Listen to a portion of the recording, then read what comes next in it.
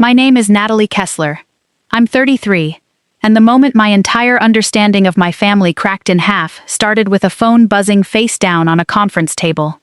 19 people were crowded into that room for our quarterly review, half listening to a slide deck on regional earnings, when my phone lit up against the wood. I already knew the rhythm of that particular vibration. It was the wedding thread. My sister Bianca's wedding, 3 weeks out. I expected bickering about centerpiece colors. What I got was one line, glowing on the screen. "Don't bother showing up. You're not welcome. Loser." I read it twice. The words held their shape. Then a second notification slid in underneath the first. A reaction. My father had liked it. The meeting kept moving around me. Someone cracked a joke. The projector fan whirred on. And something in my chest didn't break. It settled.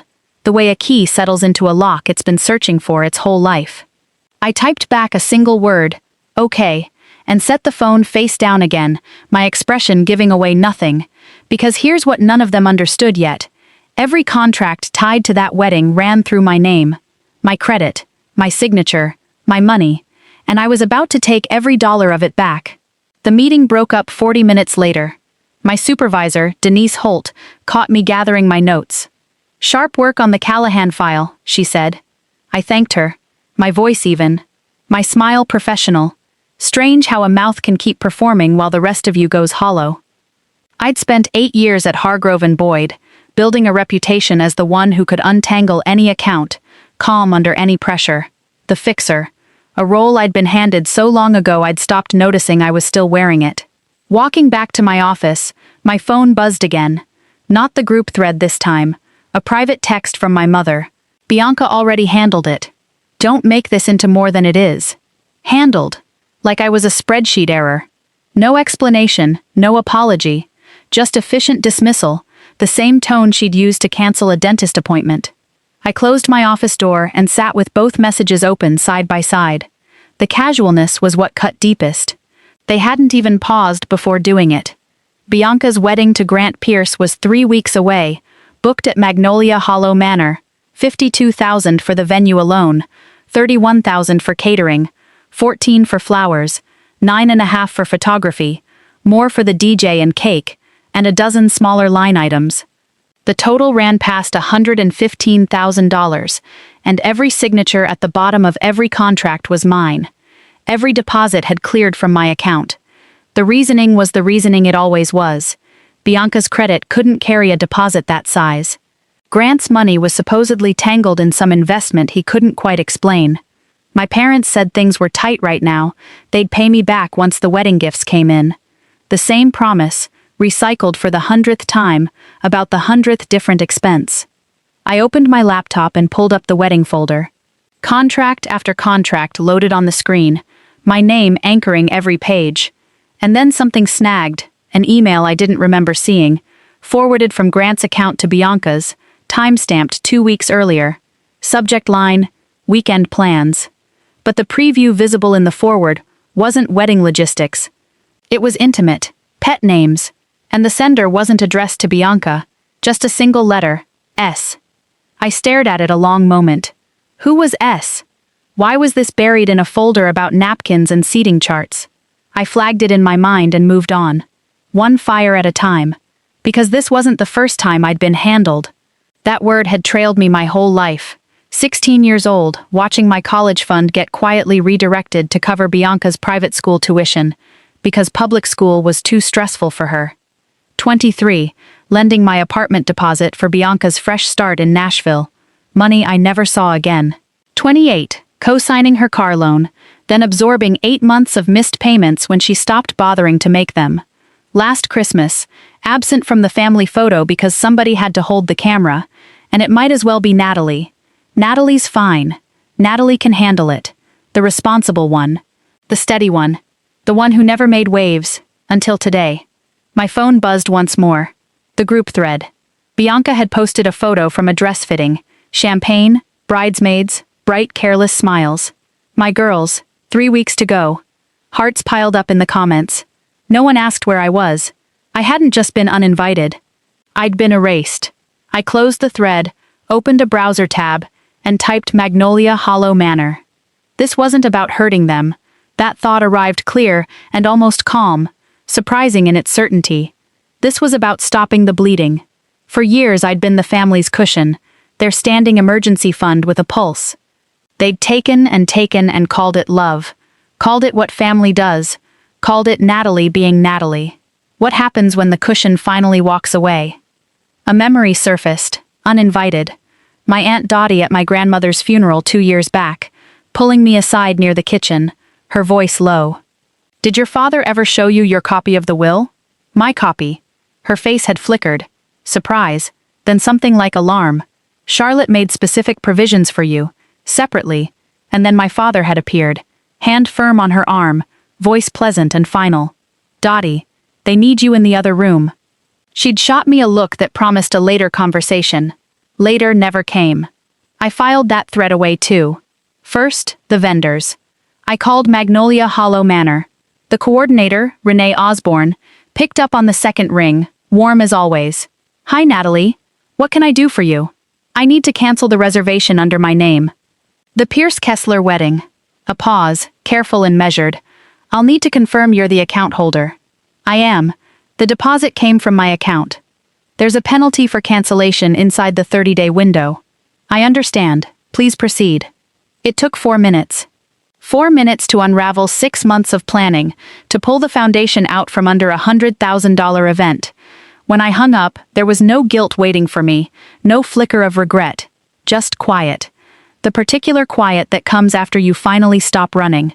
My inbox pinged, the cancellation confirmation. And right beneath it, the forwarded thread from Grant's account, finally fully loaded. I opened it. The messages weren't addressed to S. They were addressed to Selena. And the language left no room for interpretation. Inside jokes, plans to meet. A line that read, "I can't stop thinking about last Tuesday." Last Tuesday, when Grant told Bianca he was working late, my stomach turned. Not because I cared for Grant, I never had, but because I understood exactly what I was looking at. My sister was about to marry a man actively cheating on her. The clock read 5:23, 3 hours since I'd sent my one-word reply. Someone must have called the venue, someone must have found out. My phone lit up and didn't stop. "Dad, call me now." "Mom." "Natalie, what have you done?" "Bianca. This isn't funny." "Bianca, answer your phone." Message after message, the panic finally arriving. I read each one exactly once. Then I did something I had never done in 33 years of being the good daughter, the fixer, the one who never caused a problem. I turned the phone off, set it in my desk drawer, and opened the next vendor contract. They wanted me gone. Fine. But they'd forgotten one thing. I wasn't just the sister they could erase from a group chat. I was the name on every dotted line, and by morning, they were going to understand exactly what that meant. I drove home that evening on autopilot. The route from downtown Charlotte to my place in South End usually took 25 minutes. I couldn't have told you a single detail of it afterward. Traffic lights changed. Other cars passed. The sky bled orange over the skyline, and none of it registered. Even after I parked, I sat there with the engine off and the headlights dark, letting the silence settle over me like something with weight. It wasn't the meeting or the spreadsheets weighing on me. It was 33 years finally cracking open at once. My apartment was dark when I stepped inside.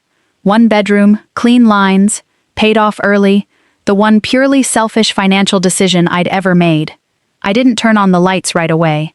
I just stood in the doorway and let my eyes adjust, the city glow filtering through the windows enough to trace the shape of everything I owned.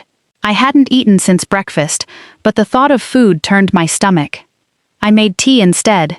Chamomile, the same blend my grandmother used to brew at her house on the coast. The smell hit before the first sip. Honey and dried petals, and something that felt like safety. A door I usually kept shut cracked open in my mind. On my bookshelf sat a framed photograph. My grandmother, Charlotte Colby, caught mid-laugh on her porch in Driftwood Key, the Atlantic glinting behind her. The only family photo in my whole apartment. I picked it up and ran my thumb along the glass. "You'd have hated what they did today, Grandma." But Charlotte had been gone 2 years now. Whatever she'd wanted for me had died with her. Or so I'd been told. Bianca arrived in the world when I was 6, and from the start, different rules applied to her. Not because she demanded them, but because our parents built them around her. I remembered my first piano recital at 8, months of practice for a single piece, and my parents arriving late and leaving early because Bianca was fussy in her car seat. I played to a half-empty auditorium. My teacher called me gifted. My parents said that's nice, honey, and never brought it up again. At 12, I won the regional spelling bee the same week Bianca learned to ride a bike without training wheels. Guess which one made the Christmas card? By 16, the pattern had calcified into something permanent.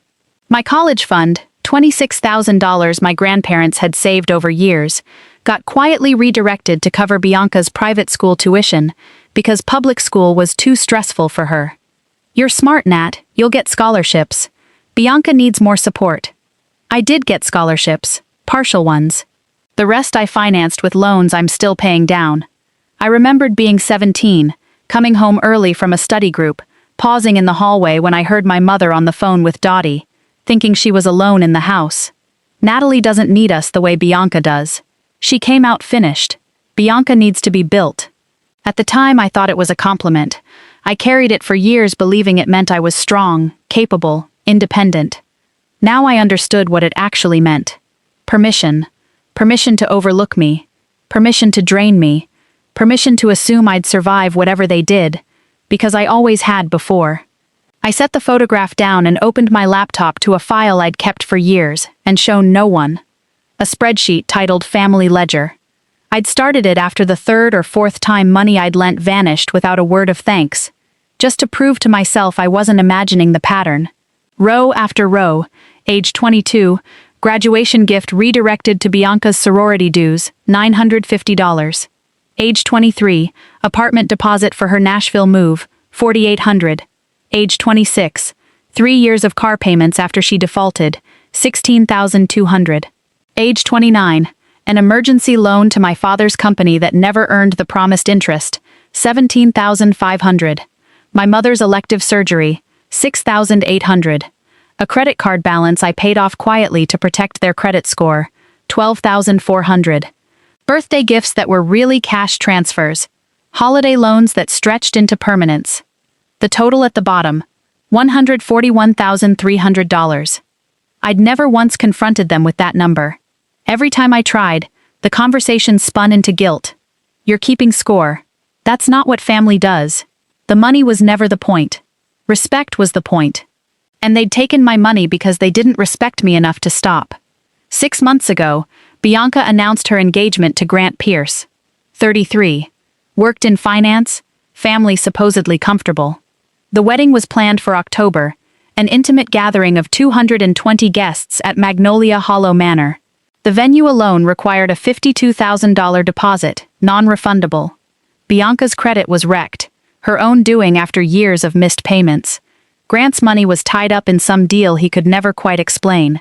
My parents' finances were tight right now, sweetheart. Everyone looked at me. We'll pay you back from the gift money. Grant's bonus lands in November. Same promise, different packaging. I signed the venue contract, then catering, florist, photographer, DJ, rentals, cake. $118,000 spread across a dozen vendors, every one of them bearing my name and my liability. And here's what I noticed and filed away without comment. Grant paid for the honeymoon himself. $18,000 for 2 weeks in the Seychelles. No hesitation, no tied-up funds. Bianca's custom dress ran $9,800, paid from her own account. Everyone had money for what they wanted. Only the boring infrastructure, the contracts, the deposits, the legal liability, landed on me. Because Natalie was safe. Natalie would never say no. Until today. My grandmother was the one person who ever truly saw me. Widowed at 56, after my grandfather left her nothing but debt, Charlotte had built her own life from scratch. Bought the house on Tidewater Lane in Driftwood Key, with money she earned herself. Paid it off over 15 years. Lived modestly. Stayed sharp, almost to the very end. She always made time for me specifically. Whole summer weeks at that house, just the two of us walking the shoreline, talking about everything and nothing. She taught me to balance a checkbook before I was 12, taught me to read every clause before I signed anything. Your grandfather left me with nothing but debt and broken promises, she told me once, the ocean breeze lifting her silver hair off her shoulders. I learned the hard way. You won't have to. 2 years ago I drove down alone. Dementia had started stealing pieces of her clarity, day by day. We sat on that same porch, her hand in mine, when her grip suddenly tightened, surprisingly strong, her eyes clearing for a moment, focused in a way I hadn't seen in months. I've taken care of you, Natalie. It's all arranged. Don't let them take it from you. Take what, Grandma? The clarity faded as fast as it came. She smiled vaguely, looked back at the water, and started humming something I didn't recognize. She died 3 weeks later.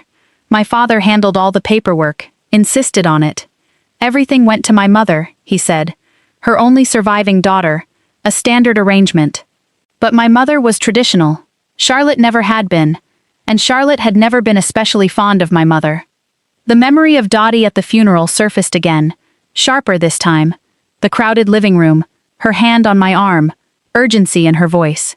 Did your father ever show you your copy of the will? Charlotte made specific provisions for you, separately. And then my father's hand on her arm, pleasant and final.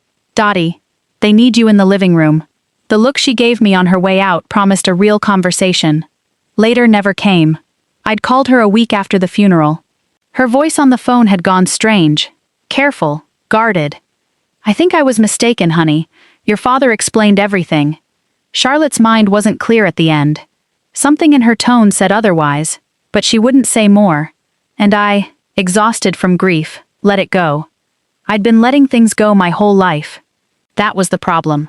I turned my phone back on at 9:47 that night. It took a full minute to load everything waiting for me.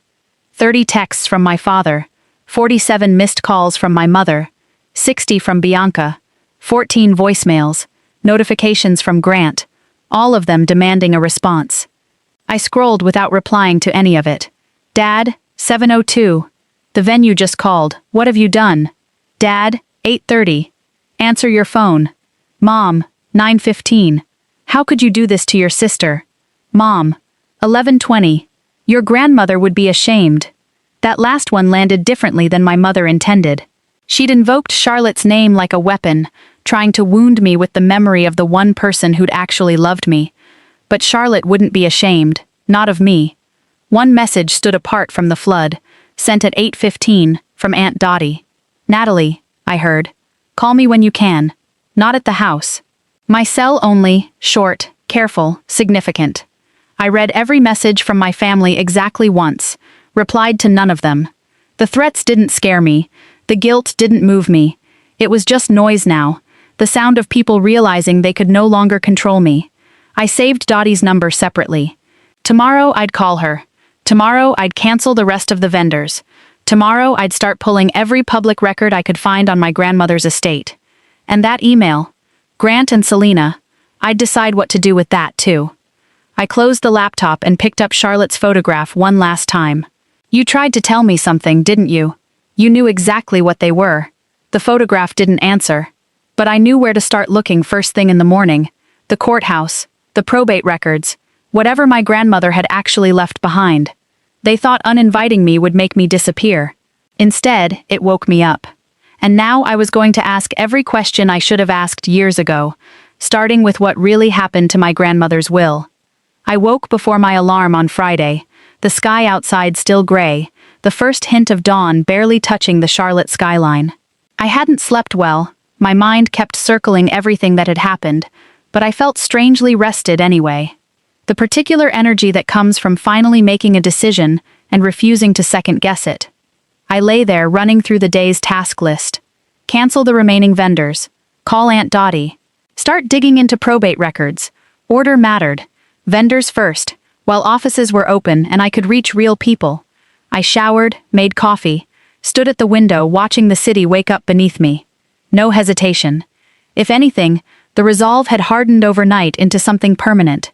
I checked my phone deliberately late, after I'd centered myself for whatever storm was waiting. 47 new messages since I'd powered it back on the night before. I didn't read them yet. One notification caught my eye before I could scroll past it. A text from an unknown number, sent at 2:34 that morning.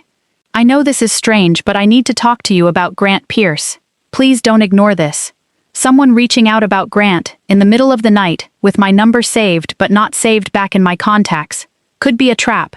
Could be another angle of manipulation. But something about the timing felt genuine. Desperate, even. I filed it away. Vendors first.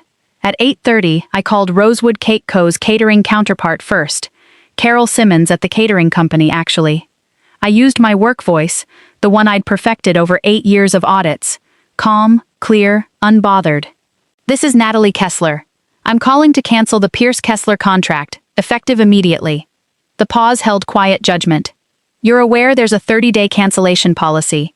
Inside this window, that's a 40% penalty on the contract total. 40% of 31,000. 12,400. Gone. I understand. Please proceed. Carol asked, careful. Are you canceling on behalf of the couple, or is this a personal decision? I'm canceling on behalf of myself. I'm the contract holder. Understood. You'll have confirmation within the hour. While I waited, I opened the wedding folder and started checking cancellation terms vendor by vendor. That's when I noticed a file I didn't remember creating. Grant Prenup Draft VC2. A prenuptial agreement, sitting in the wedding vendor folder. I didn't open it yet, just bookmarked it. Another thread to pull when the time was right. The florist call at 9:15 was mercifully short. Sympathetic, almost maternal. 14,000 committed. 50% penalty. 7,000 lost. 7,000 saved. Tyrell, the DJ, picked up his own phone at 9:45.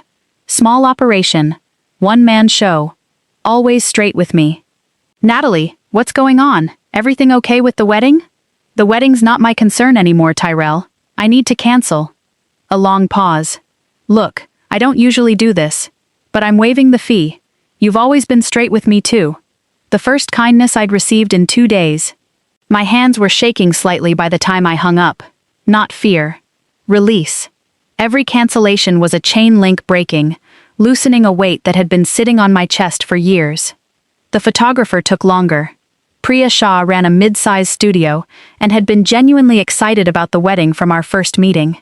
She answered on the third ring, warm and a little gossipy.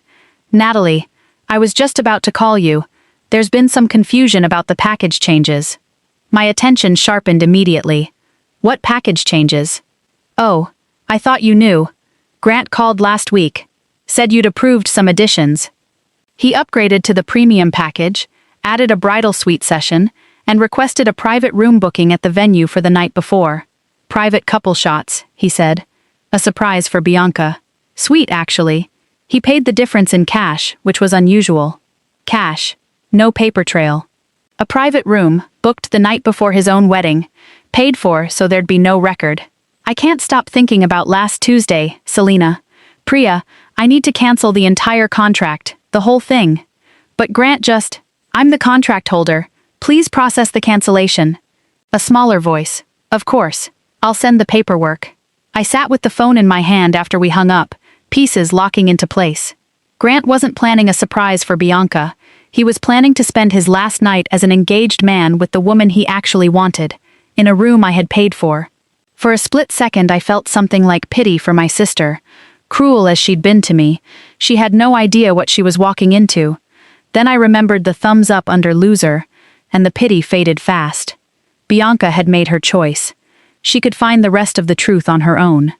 The rest of the morning was efficient destruction. Rosewood Cake Co., 3,200 committed, 50% penalty, done in 4 minutes.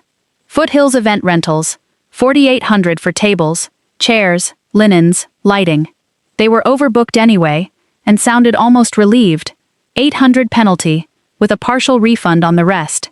Reverend Daniel Oze didn't answer, so I left a message. Please cancel the ceremony. It won't be proceeding as planned. By noon, I'd finished systematically dismantling my sister's wedding. Roughly $118,000 committed across every vendor. Roughly $40,000 in penalties, paid or owed. Somewhere around $78,000 removed from my personal liability entirely. Money lost, yes, but money I would have lost anyway, and now I owed nothing further. Each call had felt like setting down a stone from a pack I'd been hauling uphill my whole life. By noon, the pack was empty. At 12:47, I finally opened the messages I'd been avoiding all morning. From my father, 17 texts, escalating. 7:02, the venue just called. What have you done? 8:30, answer your phone now. 9:45, you're going to destroy your sister's wedding. 11:05, you think you can hide, we'll see about that. From my mother, 12, aimed entirely at guilt. How could you do this to her? You're breaking this family apart. Your grandmother would be ashamed. That line again, invoking Charlotte's name like a weapon, trying to wound me with the memory of the one person who'd ever truly seen me. Charlotte would not be ashamed. Not of me. From Bianca, 23 messages of pure rage. You psycho. Grant's going to sue you. You've always been jealous of me. This is why no one wants you around. You're dead to me. Fix this. I read every message once. Replied to none. The threats didn't scare me. The guilt didn't move me. Just noise. The sound of people realizing they'd lost control of me for good. I called the unknown number back. It rang 4 times before a woman answered. Her voice hushed, like she was afraid of being overheard. Hello. This is Natalie Kessler. You texted me about Grant Pierce. A sharp intake of breath. Oh, thank God. I wasn't sure you'd call. My name's Bethany. I worked with Grant, until last month. What do you know? Look, I know your sister's marrying him in a few weeks, and I know something she should hear about Selena. My stomach tightened. How do you know about Selena? I know more than you think, but this isn't a phone conversation. Can we meet? Why not tell my sister directly? I tried. She blocked me, called me a jealous ex-coworker trying to ruin her life. Everything in me said to be careful. This could be a setup, another angle of manipulation from the family. But Bethany's voice didn't sound like a trap. It sounded like someone carrying a weight she desperately needed to put down. We agreed to meet the next morning, a coffee shop in the Riverside district, neutral ground. Bring anything you have, she said. I have more. The call ended and I sat in the sudden quiet of my apartment, processing. Grant was hiding something bigger than an affair. Someone was willing to risk exposure to warn me about it. And somewhere in a county records office, there might be answers about what actually happened to my grandmother's will. My phone buzzed once more. Aunt Dottie, can you come by this afternoon? Walter's at the office until 6. We'll have time. Finally, someone in the family willing to talk. I texted back immediately. On my way. 30 seconds later, a second message arrived. Natalie, I'm sorry, I can't today. Your father came by my house. We need to talk, but not now. He's watching. Be careful. I read it 3 times. He's watching. My father had gone to Dottie's house the same day I started canceling vendors. The same day the family's carefully built facade began to crack. This wasn't a wedding argument anymore. Something bigger was being protected. Something worth threatening a sister-in-law over. Tomorrow, when I met Bethany and learned what she knew about Grant, the picture would sharpen further. I'd spent my whole life being the one who didn't ask questions, who kept the peace, who made everything easier for everyone else. But the questions were piling up now. About Grant, about my grandmother's will, about why my father was suddenly showing up on doorsteps issuing warnings. And I was done waiting for the answers to come find me. Tomorrow, I'd start hunting them down myself. Harbor Light Coffee in the Riverside district was already busy when I got there at 8:45 Saturday morning. I ordered a black coffee I had no intention of drinking and took a corner table, back to the wall, clear sightline to the door, an old habit from years of conference rooms and client meetings. Always know who's walking in. Always have an exit. The coffee cooled untouched while I watched every face come through. 9 o'clock came and went. At 9:02 the door opened and a woman walked in. Late 20s, professional dress even on a Saturday, eyes scanning the room with the nervous energy of someone who wasn't sure this was a good idea. She spotted me and crossed over slowly, like the floor might give. Natalie? Bethany. Sit. She slid into the chair across from me, clutching her own cup like a lifeline. Up close I could see the tension in her jaw, the way her eyes kept flicking to the door. She was scared, but she'd shown up anyway, which meant whatever she knew was worth the fear. I worked at Grant's firm, she said, without preamble. Left last month. Encouraged to resign, which is corporate speak for fired before I became a problem. Why were you a problem? Because I was friends with Selena before she started seeing Grant. She told me everything, bragged about it actually, said Grant was going to leave your sister eventually, that the wedding was just a formality. Just a formality. The words landed like stones. I pulled out my phone and showed her the screenshots I'd saved. She looked them over and nodded grimly. That's not even the worst of it, she said. Grant's not just cheating, he's planning something. Selena let it slip once, something about the real payday happening after the wedding. Payday? I don't know the details, but she said he was marrying your sister for access to something. Money. Family money. I drove toward Fern Creek that afternoon, turning the phrase over and over. Family money. My father's construction business had been struggling for years. Everyone in the family knew it, even if no one said it out loud. What family money could Grant possibly be chasing, unless it wasn't about what we had now? Unless it was about what we were supposed to inherit, my grandmother's estate. The house on Tidewater Lane, sitting on prime waterfront. The savings my father claimed had gone entirely to my mother. Everything I'd been told to stop asking about. Bethany had given me one more thing before we parted. She'd tried to warn Bianca directly. Called, messaged, even shown up at her apartment once. Bianca blocked her on everything, called her a jealous liar. Your sister doesn't want to hear it, Bethany had said. But someone in that family should know. Even if she hates me for it. I didn't hate her. I was grateful. She'd confirmed exactly what I suspected and handed me a new thread to follow. Aunt Dottie's house sat on a quiet street in Fern Creek, 30 minutes outside Charlotte, a modest ranch with a tidy garden and wind chimes singing softly on the porch. A cat watched me from the window as I walked up. The whole place felt like it belonged to someone who'd made peace with herself a long time ago.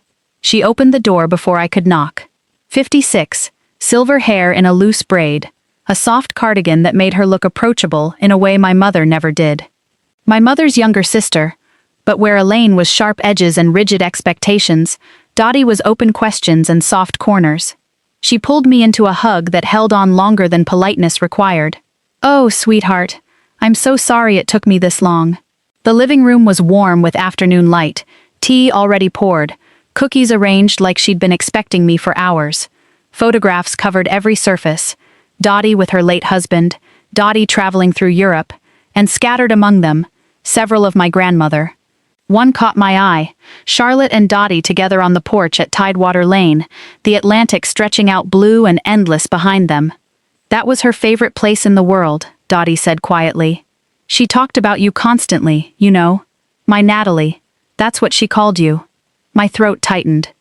She was the only one who ever really saw me. She saw everything. That's why she did what she did. Dottie's expression shifted, the warmth stayed, but something serious moved underneath it. Sit down.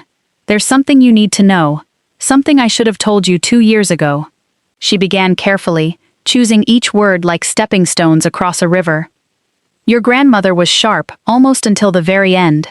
The dementia came fast at the finish, but before that, she was completely herself. She updated her will 6 months before she died. I was there when she did it. The room seemed to contract around us. 6 months before, when Charlotte was still lucid, still deliberate, still the woman who never did anything without a reason. She had very specific wishes, Dottie continued.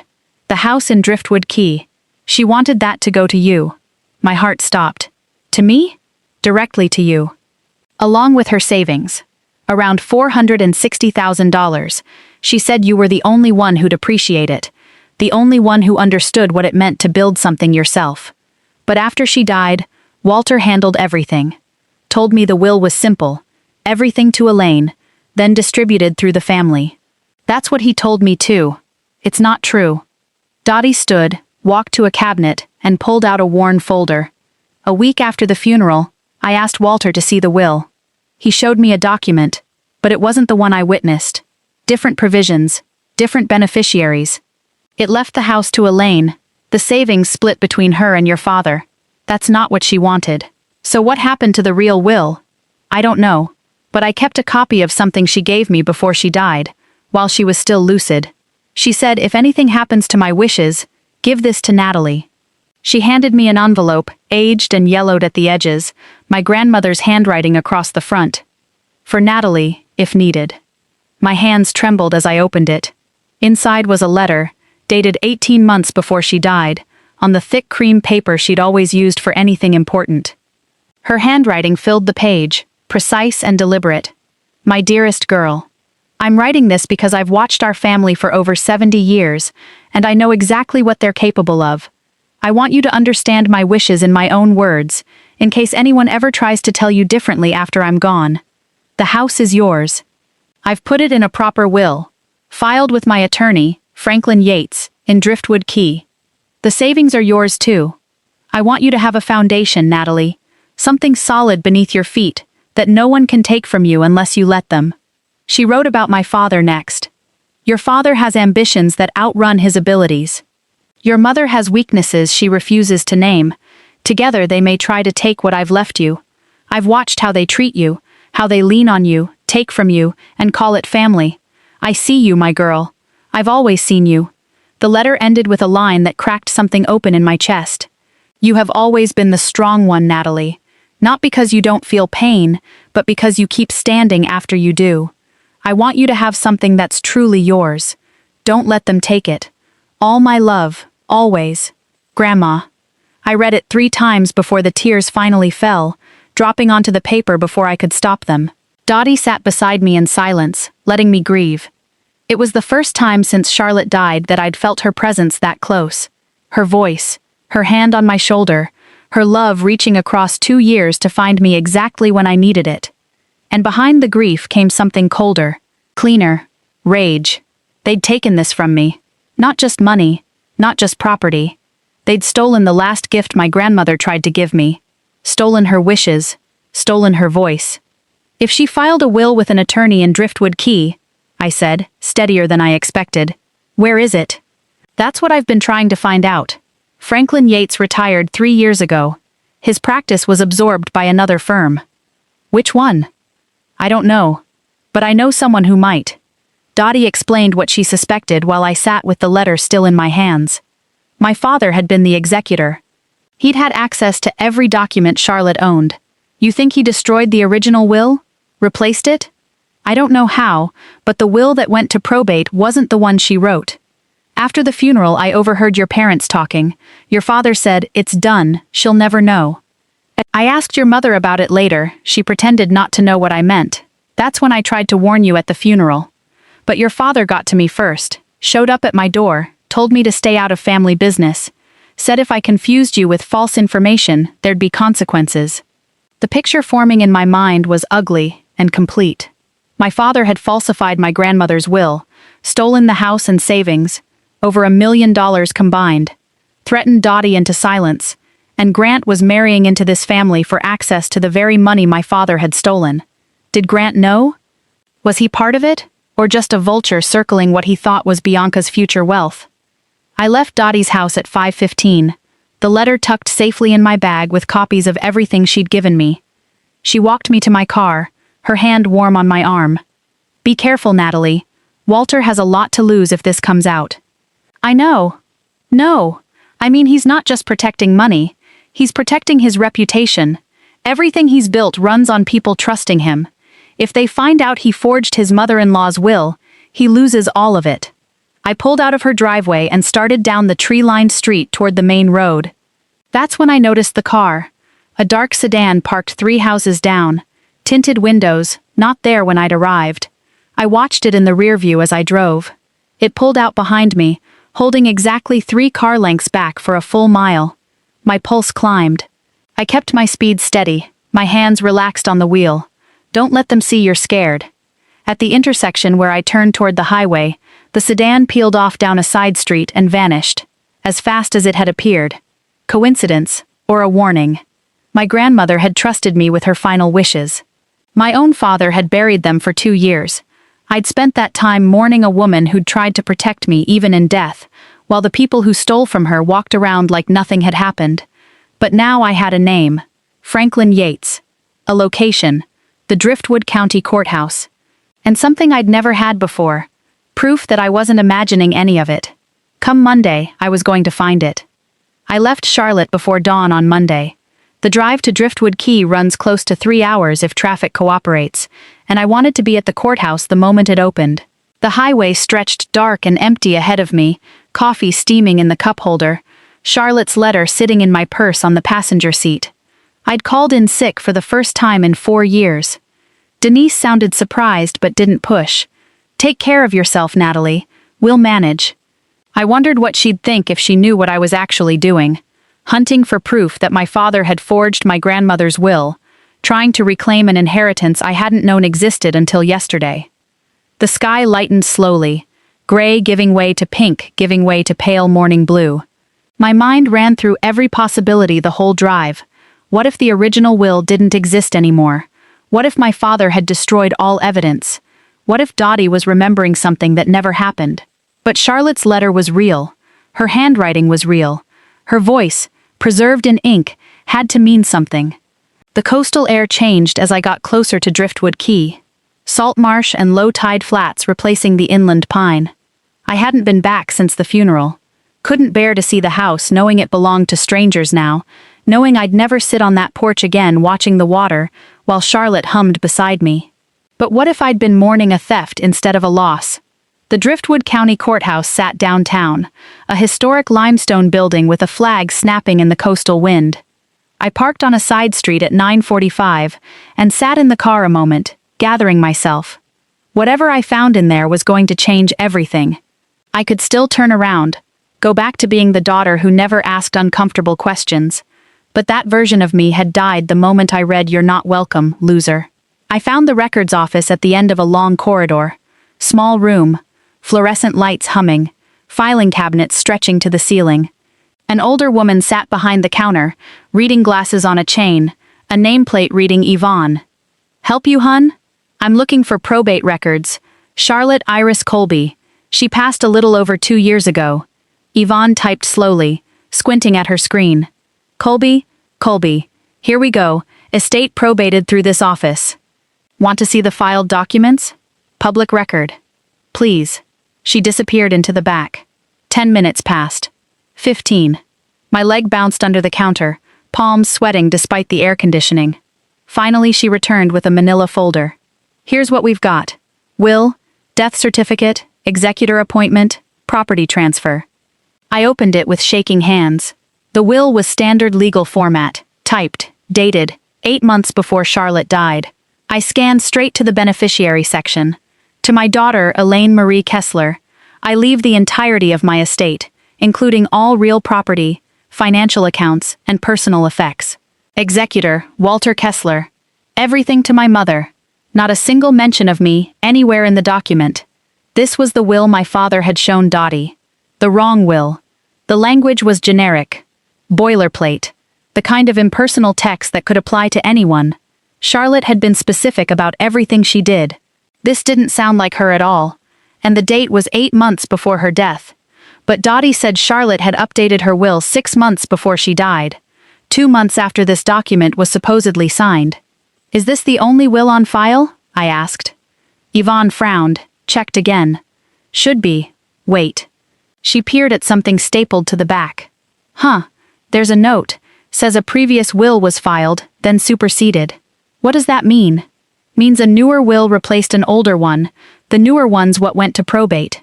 "Can I see the older one? If it's still in the system?" More typing. "That's odd. The original filing's referenced but the document's marked withdrawn by executor. My father withdrew it? Standard procedure if there's a more recent testament. But..." She looked at me over her glasses, something shifting in her expression. "That's a question for a lawyer, not a clerk. But I can tell you withdrawals require supporting documentation, signature verification, notarization. Do you have copies of that documentation?" She hesitated, glanced toward the back room. "I shouldn't. Please. This is my grandmother. I think something went wrong." A long pause. Yvonne sighed and stood. "Wait here." She came back 10 minutes later with a second folder, thinner, older. "This is the original filing. It was in archived records, should have been destroyed after supersession. We're backed up." She slid it across. "You didn't get this from me." I opened it. Different format entirely, handwritten portions mixed with typed text, Charlotte's voice in every line, specific and unmistakably her. The date was 4 months before the official will. This was what Dottie had witnessed. I read the provisions with my pulse hammering in my throat. To my granddaughter, Natalie Kessler, I leave my beach house property at 2216 Tidewater Lane, Driftwood Key, South Carolina, along with all contents therein. I leave the entirety of my savings account, held at Coastal Trust Credit Union, current balance approximately $468,000, to my granddaughter, Natalie Kessler. I leave my jewelry collection and personal photographs to my daughter, Dorothy Ann Renwick. I leave my book collection and the grandfather clock from my living room, the house, the savings, everything Charlotte promised in her letter, all of it meant for me. I read it 3 times to be sure I wasn't imagining it. $468,000 in savings, a beach house worth close to $1 million in today's market. Over $1 million, stolen. I flipped to the signature page. Charlotte's real signature sat at the bottom, familiar from decades of birthday cards and notes left on my pillow. Below it, 2 witness lines. Dorothy Ann Renwick, Franklin Yates, attorney at law, witnessed, filed, real. And then my father had made it disappear. I laid both wills side by side on the counter. Yvonne watched, trying to hide her curiosity. The signatures weren't just slightly different, they were completely different. The original showed Charlotte's confident, flowing script, the distinctive loop on her C-eyed, no anywhere. The official one showed something shakier, smaller, a different slant entirely. Here was the part that turned my stomach. The official will was dated 8 months before Charlotte died, when she was still healthy, still sharp. Why would her signature look shakier on an earlier document than a later one? Unless it wasn't earlier at all. Unless someone had copied her signature badly. Unless someone had forged it. You know, Yvonne said quietly, leaning in. I'm no expert, but those don't look like the same hand to me. Real signatures flow. This one stutters. I photographed both documents on my phone.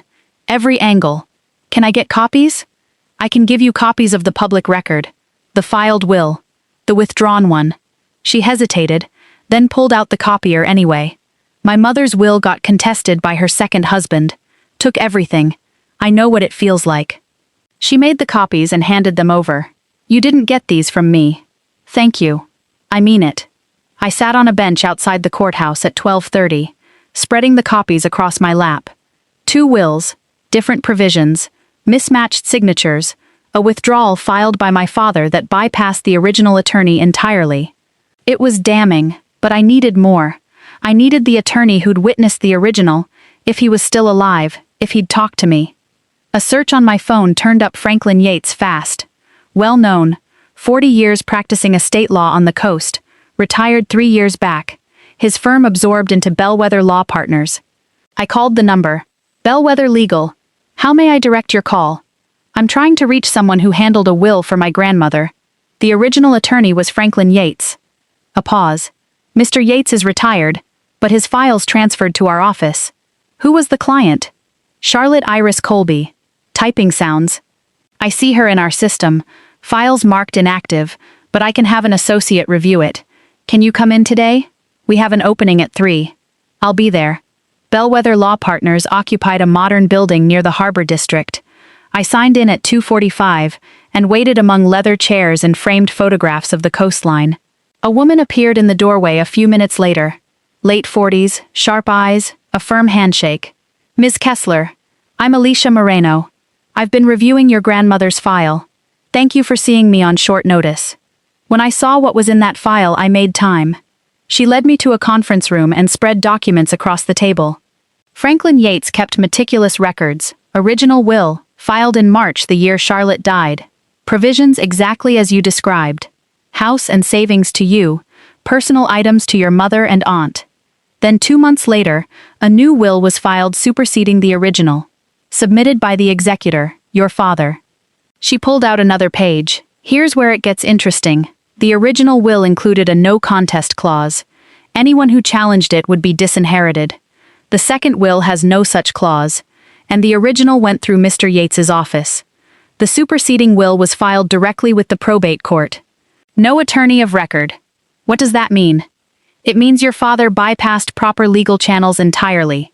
He filed a will that contradicted a legally witnessed document with zero legal oversight. Ms. Kessler, I've practiced estate law 20 years. This looks like fraud. The word landed like a gavel. Can I contest it? You can. Statute of limitations for will contests in this state is 2 years from probate, but there's an exception for fraud. If you can prove the second will was forged or filed under false pretenses, the clock resets. How do I prove that? You'd need a forensic handwriting analysis of the signatures, and ideally, testimony from someone who witnessed the original. My aunt witnessed it, and Franklin Yates. Is he still alive? Living in a retirement community, apparently. Palmetto Shores. I have his contact information. I drove home as the sun dropped into the water behind me, copies spread across the passenger seat. The original will, the filing records, Alicia's preliminary assessment, Franklin Yates's phone number. I had a case now.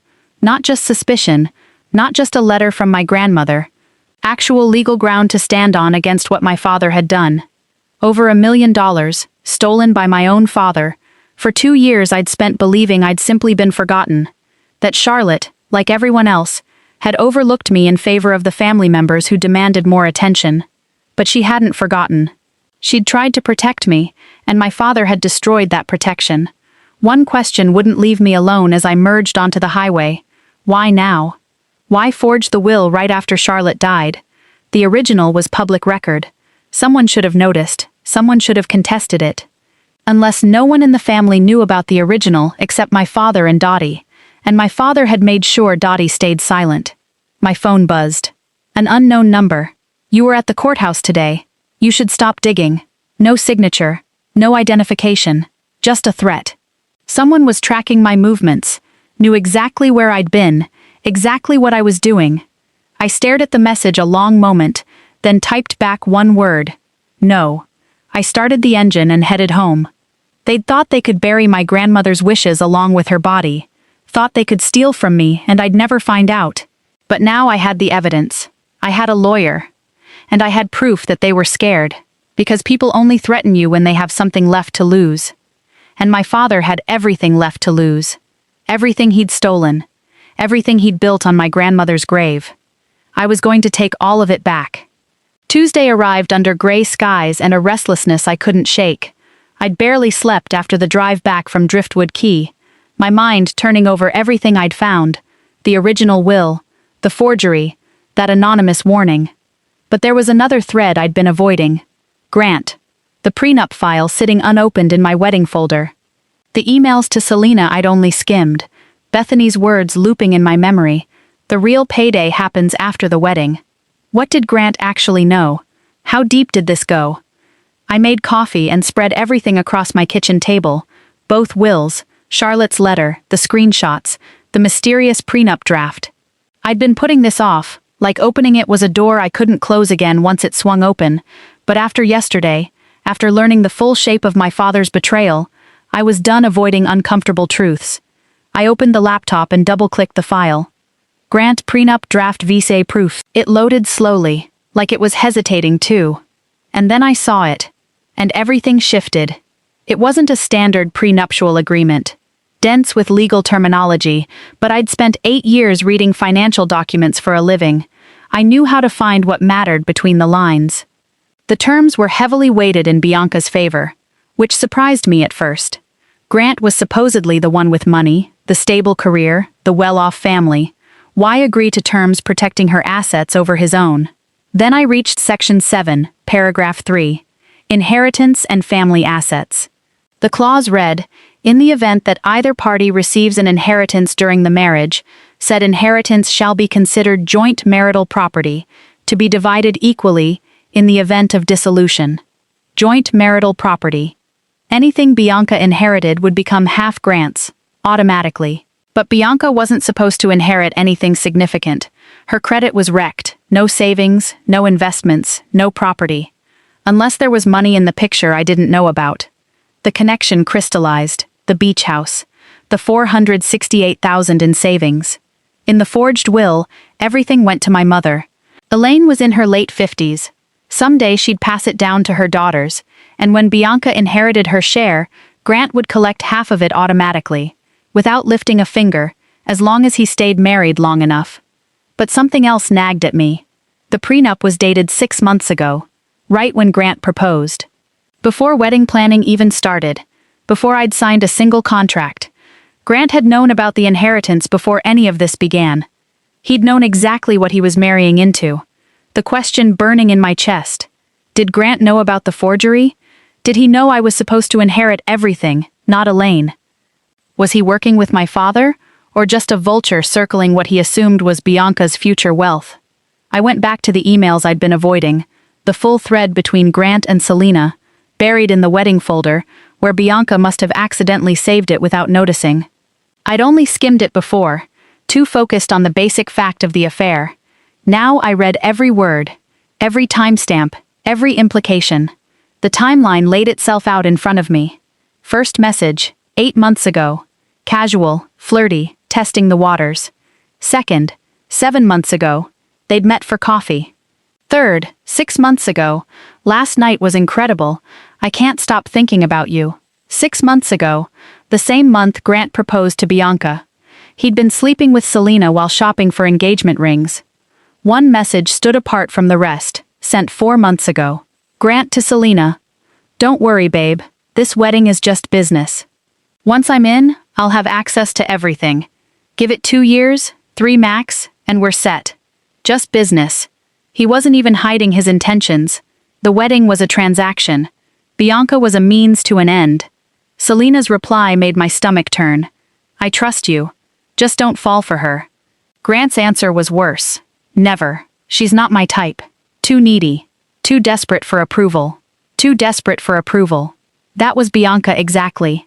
The wound our parents had carved into her since childhood, the constant need to be seen, to be chosen. Grant had spotted that vulnerability and weaponized it. Bethany met me at the coffee shop at 2:15, more nervous than she'd been Saturday, glancing at the door, fidgeting with her cup. You look different, she said, more certain. I am. I pulled out my phone and showed her the prenup clause. Her eyes widened. Holy, he's been planning this the whole time. What do you know about Selena? Really know? She hesitated, looked around the nearly empty shop, then leaned in and started talking fast, like she needed to get it out before losing her nerve. Selena's not just some random coworker. She and Grant have history. They dated in college, broke up because neither of them had money. Reconnected about a year ago when she got hired at his firm. Within a month they were back together. While he was already seeing your sister, he started dating Bianca after reconnecting with Selena. It was calculated from the start. The scheme laid bare.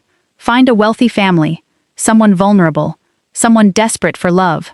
Date the daughter, marry in, wait for the inheritance, then either divorce and take half, or stay married and control everything. What happens after he gets access? I don't know. Selena never said specifically. But she talked about getting out. Like Charlotte was temporary. Like they had somewhere else planned. Bethany's voice dropped even lower. One more thing. After I quit, Selena messaged me. Said if I ever talked about her and Grant, she'd make sure I regretted it. She didn't say how, but I believed her. Selena wasn't just the other woman. She was the architect. And she was dangerous. I drove home turning the connections over in my head. The photographer's words from Friday kept resurfacing. Grant had booked a private room for the night before the wedding, paid cash, called it a surprise for Bianca. The truth was obvious now. That room wasn't for Bianca. It was for Selena. Grant was planning to spend his last night as a single man with his real girlfriend, in a venue I'd paid for, the night before marrying my sister. For a moment I let myself imagine Bianca, not the one who'd called me a loser and torched our relationship over a group text, but the little girl who used to trail me around the house wanting to do everything I did. The girl who'd learned from our parents that love was conditional, that she had to perform to be valued, that she had to be special or she was nothing. She'd found a man who finally seemed to choose her, without knowing he'd never chosen her at all.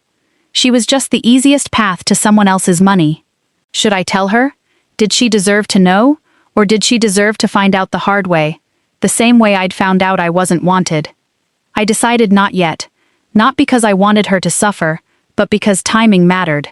When this truth came out, I wanted it at exactly the right moment. One question wouldn't let go of me. How had Grant known about the inheritance in the first place? The original will had only briefly existed before being superseded. The only people who knew about it were Charlotte, Franklin Yates, Dottie, and my father. My father wouldn't tell Grant about family finances. Would he? I opened LinkedIn and searched Grant Pierce. Standard finance background. MBA from Vanderbilt. Previous employer Sterling Crest Capital. Current employer Ashford Capital Partners. I clicked through to Ashford's website, navigated to their team page, scrolled through partners, associates, advisors, and froze. Under strategic advisors, third name down, Walter Kessler, Ironclad Builders. My father was on Grant's company's board. They didn't just know each other, they worked together. The implications cascaded. How long had this relationship existed? Since before Grant met Bianca? Had my father introduced them? Had he chosen Grant for Bianca specifically, knowing exactly what kind of man he was? A memory surfaced. Thanksgiving, Grant's first holiday with the family, my father and Grant disappearing into the study for 2 hours behind a closed door, while the rest of us made small talk in the living room. Business talk, my father had said when I asked. Nothing interesting. What had they really been discussing? The will, the inheritance, the plan. That evening I created a new folder on my laptop, Evidence, and organized everything the way I'd organize any complex financial case. Category 1. Will fraud. Original will, forged will, signature comparison, Charlotte's letter, Alicia's assessment, Franklin Yates's contact information. Category 2. Grant's scheme. Prenup draft with the inheritance clause, the full email thread, Priya's statement about the private room, Bethany's testimony, the LinkedIn connection proving my father sat on Grant's company board. Category 3. Family financial abuse.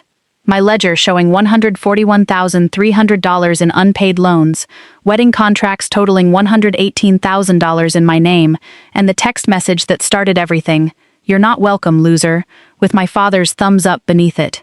The pattern was undeniable now.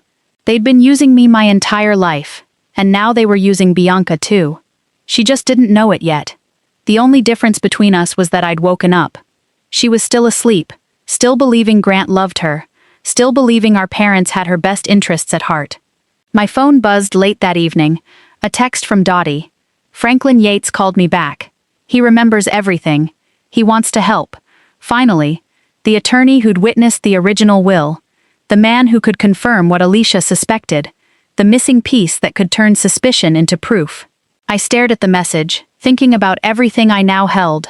Evidence of Grant's affair, evidence of the will forgery, evidence that my father and Grant were professionally connected, evidence of a scheme that spanned years and multiple people, and now, a witness willing to testify. The wedding was still 11 days out, still somehow proceeding despite the chaos. Bianca scrambling for new vendors, probably funded by desperate checks from my father. They thought they could pull it back together, maintain the facade, proceed like nothing had changed. What if I let them? What if I waited until the ceremony itself to bring everything into the light? Maximum exposure, maximum witnesses. The thought was tempting, dangerously tempting, but I wasn't ready to decide yet. There were still pieces missing. I needed to meet Franklin Yates. I needed to understand the full scope of what my father had done, and then I'd decide exactly how much they deserved to lose. I had the affair. I had the forgery. I had a prenup that proved Grant was a predator. And now I had a witness who could blow open everything my father had spent 2 years burying. The question wasn't whether to use what I had anymore. It was when, and how publicly. My grandmother had trusted me to protect what was mine. My family had trusted that I'd stay silent forever. In 11 days, at my sister's wedding, everyone was going to find out which one of them was right. Wednesday morning I woke with the clearest sense of purpose I'd felt in years. Today I'd meet Franklin Yates, the attorney who'd witnessed my grandmother's original will, the man who could confirm everything Dottie had told me, and everything Alicia suspected, the missing piece that could turn circumstantial evidence into an airtight case. I showered, dressed in something professional but understated, and reviewed my notes over coffee. Questions to ask, documents to show him, points to confirm. But something else had been gnawing at me since yesterday. The connection between my father and Grant felt bigger than a casual introduction. My father had been struggling with Ironclad Builders for years, something everyone in the family knew and no one discussed openly. How bad was it, really? After Franklin Yates, I decided, I'd dig into the company's public records, court filings, liens, whatever was available to anyone willing to look. Something told me the answers were buried there. Palmetto Shores sat on a quiet stretch of waterfront south of the city. Manicured lawns rolling down to the water, golf carts humming along winding paths between tiled rooftops. The kind of place people retired to when they'd done well enough to afford comfort in their final years. Franklin had requested a cottage near the water, the receptionist told me. He liked watching the boats, reminded him of the coast. I knocked at 10:55 and the door opened almost immediately, like he'd been waiting. 83 years old, white hair neatly combed, kind eyes behind wire-rimmed glasses. His handshake was firm, his posture straight. Whatever age had taken from him, it hadn't touched his mind. "You must be Charlotte's Natalie," he said, with a warm smile. "She talked about you constantly." The words hit harder than I expected. Another person confirming what I desperately needed to believe. That my grandmother had loved me, had seen me, that I hadn't imagined the connection we shared. He led me into a living room full of afternoon light, bookshelves packed with legal texts and worn novels, photographs covering every surface. Tea was already set out for two, like he'd known exactly when I'd arrive. "Dottie told me what's happened," he said as we sat. "I'm sorry it's taken this long for you to learn the truth." He studied my face, the careful attention of someone used to reading people. "I tried to contact you after Charlotte passed." "You did?" "I sent a letter to your parents' address, addressed to you specifically, explained the provisions she'd made. I never heard back. When I didn't, I called the house. Your father answered, said you weren't interested in dredging up the past." My father intercepting my mail, lying to the attorney trying to help me. Of course he had. Franklin confirmed everything Dottie had told me, and more. Charlotte had come to him 14 months before she died, lucid, determined, absolutely specific about what she wanted. She said her family had a way of taking from those who couldn't defend themselves, Franklin said. She wanted to make sure you could. The original will left the house and savings to me, personal items split between my mother and Dottie, but there was something new, something Dottie hadn't mentioned. "She was very clear that your father shouldn't be executor," Franklin said. "She named me instead." "You were supposed to be executor?" "Yes. But somehow, when the will went to probate, Walter Kessler was listed. I was removed entirely." "How is that possible?" "It's not. Not legally. Unless someone filed a different document, one I never prepared." The forged will hadn't just changed the beneficiaries. It had removed the one attorney who would have protected Charlotte's wishes and installed the man who wanted to steal them. Franklin stood, walked to a cabinet, and returned with a thick folder. I kept copies of everything, force of habit, 50 years of practice. Inside, I found the original will, signed and witnessed, his notes from meeting with Charlotte, and something that made my blood run cold, a copy of a letter addressed to me, stamped "Return to Sender, Refused." My father hadn't just failed to deliver Franklin's letter, he'd actively sent it back. I showed him the forged will from the courthouse. He studied it carefully, comparing it to his original, his frown deepening. "This isn't Charlotte's signature," he said finally. "The proportions are wrong. The pressure's inconsistent. She had a very distinctive way of signing her name. This isn't it. Would you testify to that? In court?" "In a heartbeat. Charlotte trusted me to protect her wishes. I failed her once by not fighting harder after she died. I won't fail her again."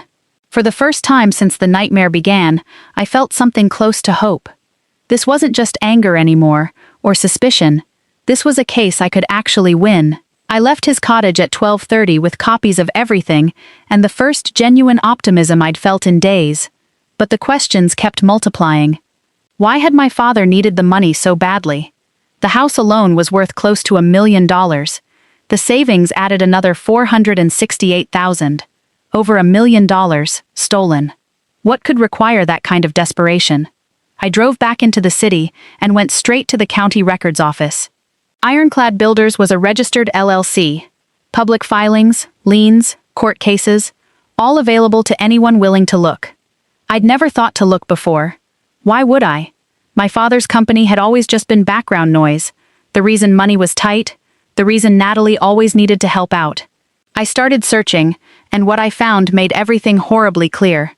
3 active lawsuits against ironclad builders, a subcontractor claiming $365,000 in unpaid invoices, a materials supplier claiming $240,000 in defaults, a former employee claiming wrongful termination plus back wages. Total exposure from lawsuits alone, past $650,000. That wasn't the worst of it. 2 liens filed against the company's assets, an IRS lien for $310,000 in unpaid payroll taxes, a state lien for $105,000 in unpaid workers' comp premiums. The company wasn't struggling, it was drowning. I sat at the records terminal, watching the timeline click into place. Charlotte died a little over 2 years ago. The first lawsuit was filed 2 years back. The lien started 18 months ago. My father hadn't stolen my inheritance on impulse or out of simple greed. He'd stolen it because the company was already failing. Charlotte's money was supposed to save it. It hadn't. The bleeding continued. The lawsuits piled up. The liens accumulated. And now the company was worse off than ever. What happened to the house, in the forged will? It went to my mother. Did they keep it? Sell it? I searched property records for 2216 Tidewater Lane. The result dropped my stomach through the floor. The house had been transferred to Elaine Kessler 14 months ago, shortly after the forged will cleared probate. 8 months after that, 6 months ago, it was sold. Sale price, $960,000. Buyer, a real estate investment company.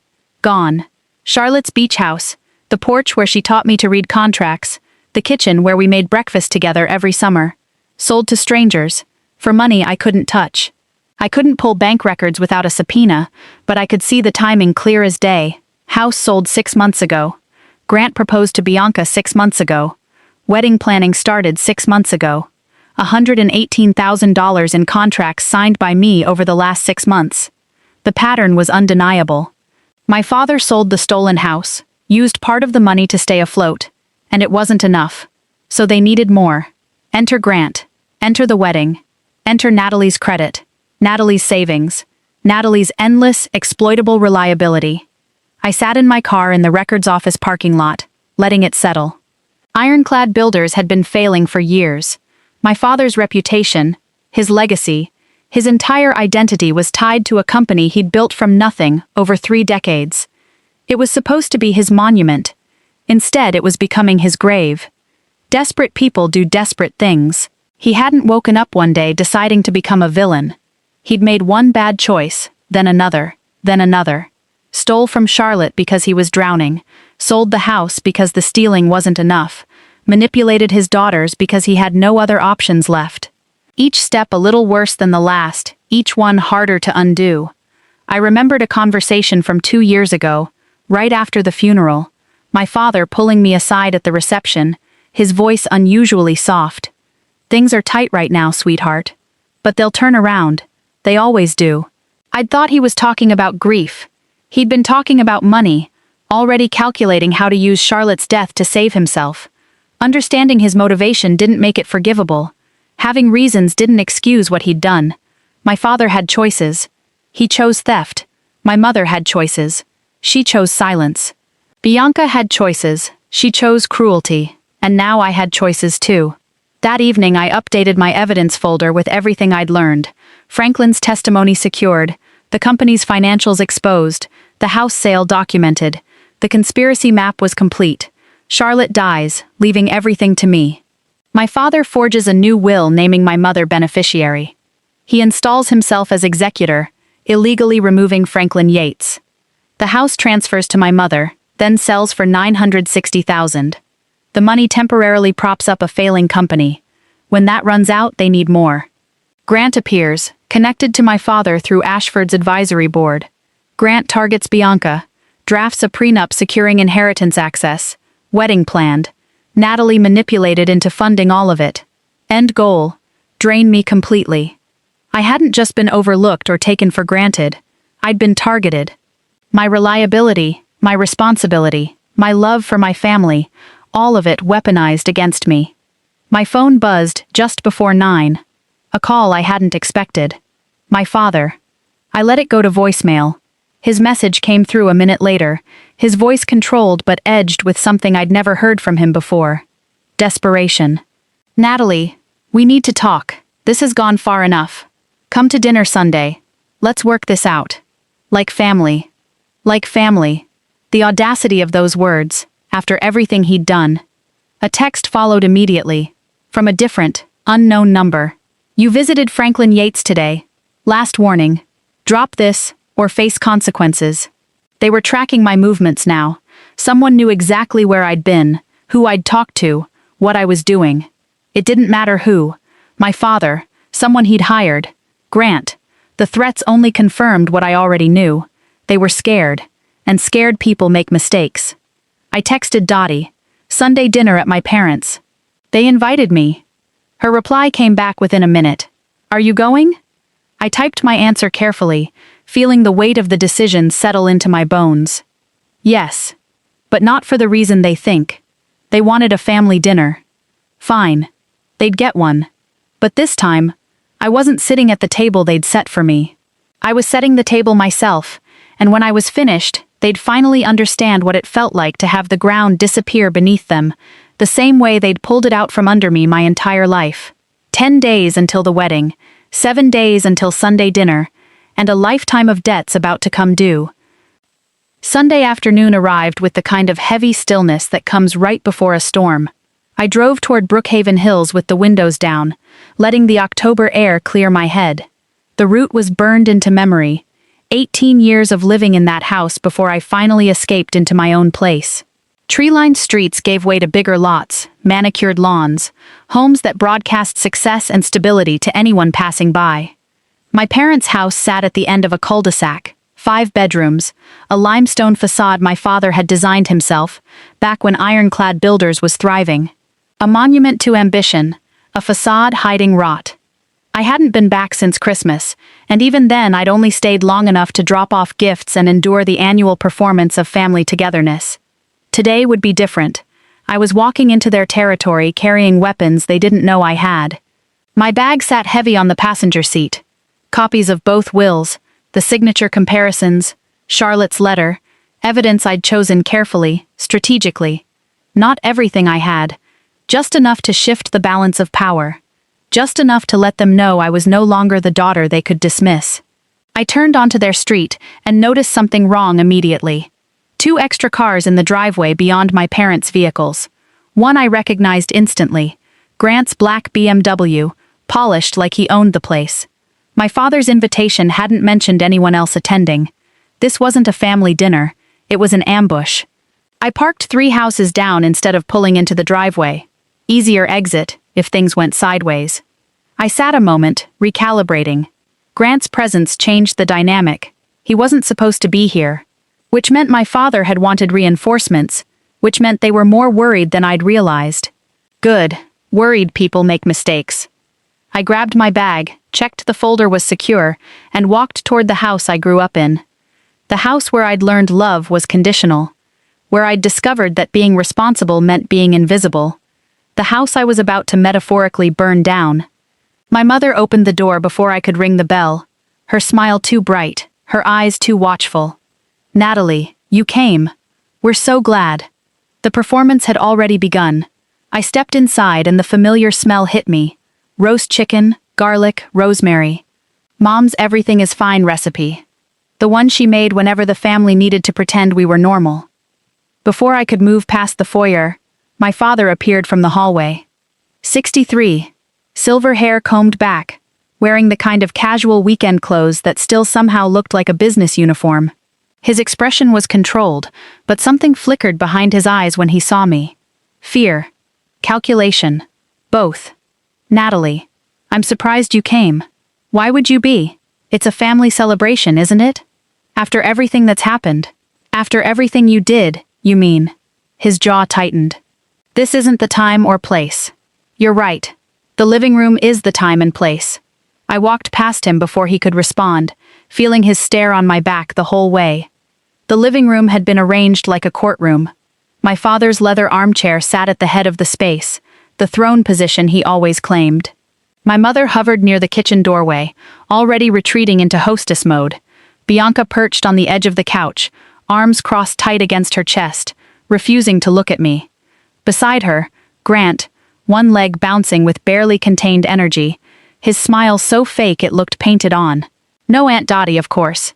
They'd never invite the one family member who might take my side. Everyone stood when I entered, the formality strange, almost ceremonial. My father's voice came from behind me as he followed into the room.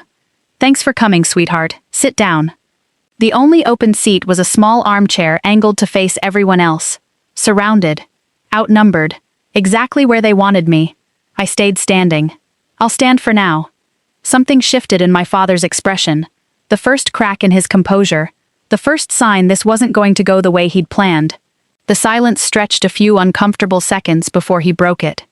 "We need to talk about what's been happening, the vendor cancellations, the disruption you've caused." Disruption. I noted the word choice, like I was a weather event instead of a person responding to betrayal. "You've put this family in a very difficult position, Natalie." "I've put the family in a difficult position." My mother stepped forward, her voice pitched to that particular frequency of maternal guilt she'd perfected over decades.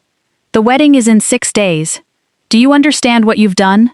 "I understand I canceled contracts that were in my name, contracts I signed, contracts I paid for, contracts I was never going to be reimbursed for."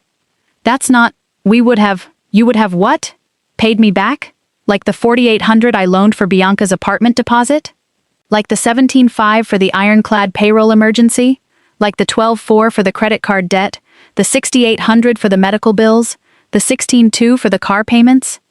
The numbers fell from my mouth like stones, specific, documented, undeniable. The room went quiet. They hadn't expected receipts.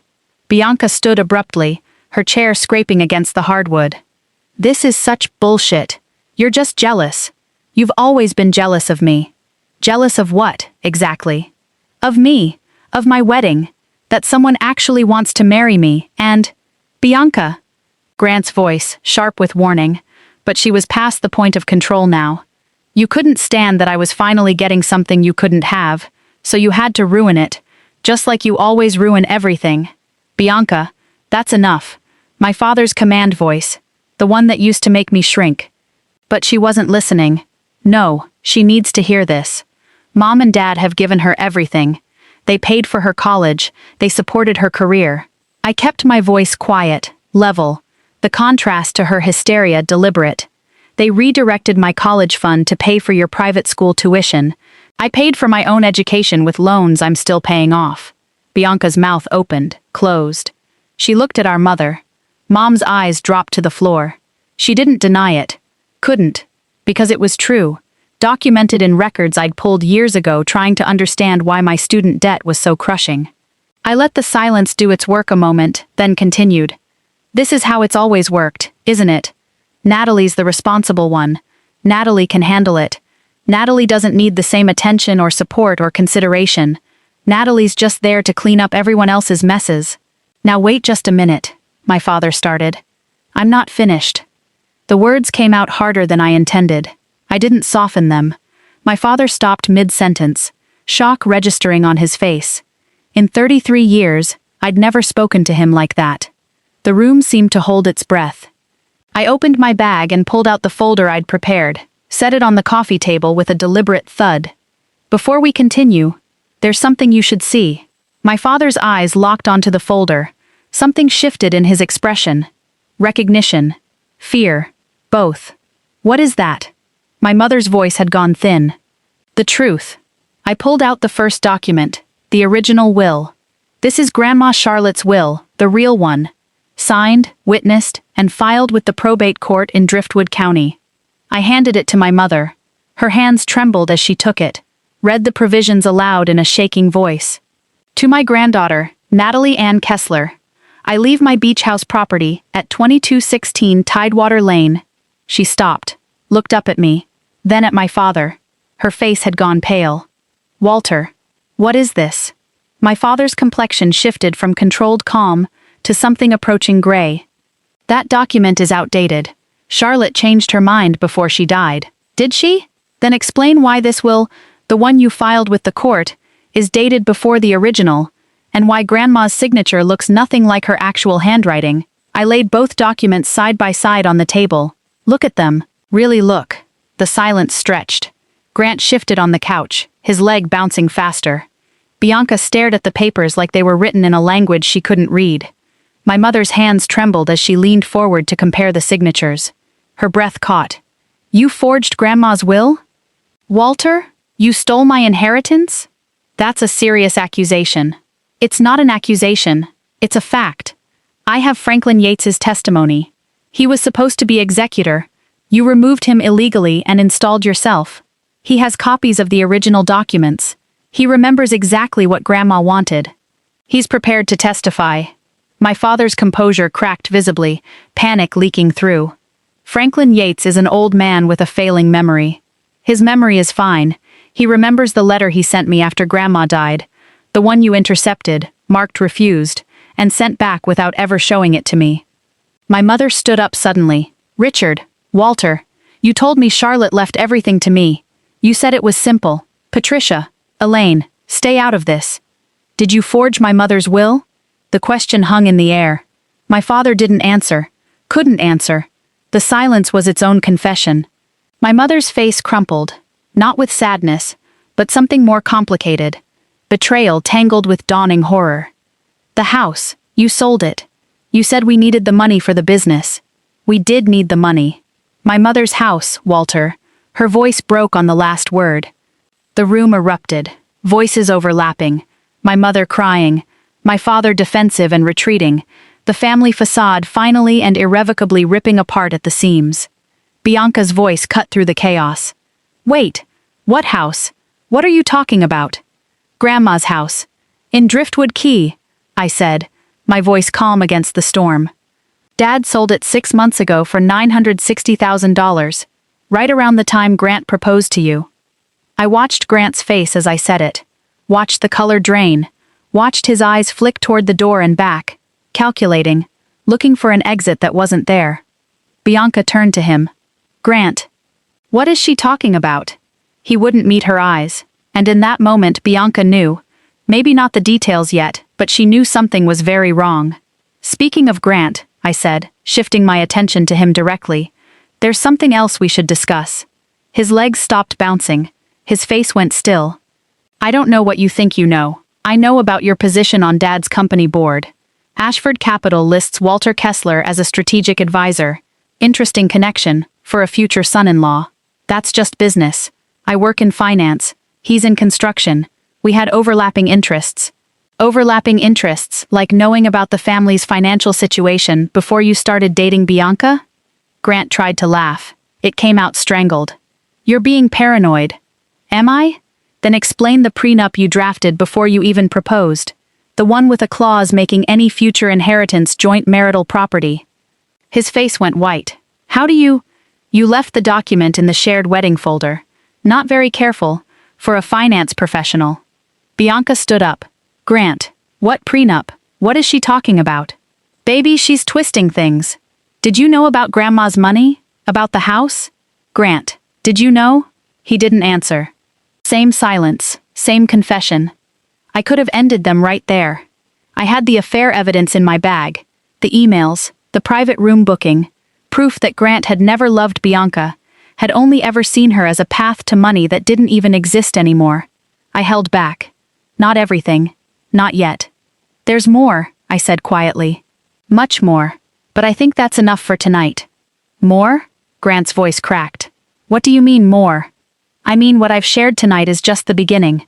There are other things I've discovered, things that affect everyone in this room." I looked directly at Grant. He looked like he might be sick. "But some truths are better shared publicly, don't you think?" The threat landed. Everyone in the room understood I had more leverage than I'd shown, and I wasn't afraid to use it. I gathered the documents from the table, placed them back in my folder. "I came tonight because you invited me, because you thought you could work this out. There's nothing to work out. You stole from me. You lied to me. You used me my entire life. Natalie, please." My mother reached toward me. I stepped back from her hand. "You knew, Mom. Maybe not all of it, but enough. You knew I was being used, and you said nothing, because it was easier." I walked toward the door. Bianca's voice followed me, cracked and desperate. "What happens now? To the wedding? That's your decision, not mine." "But Grant," The things you said. I told you the truth. What you do with it is up to you. You're really not going to help me? After everything?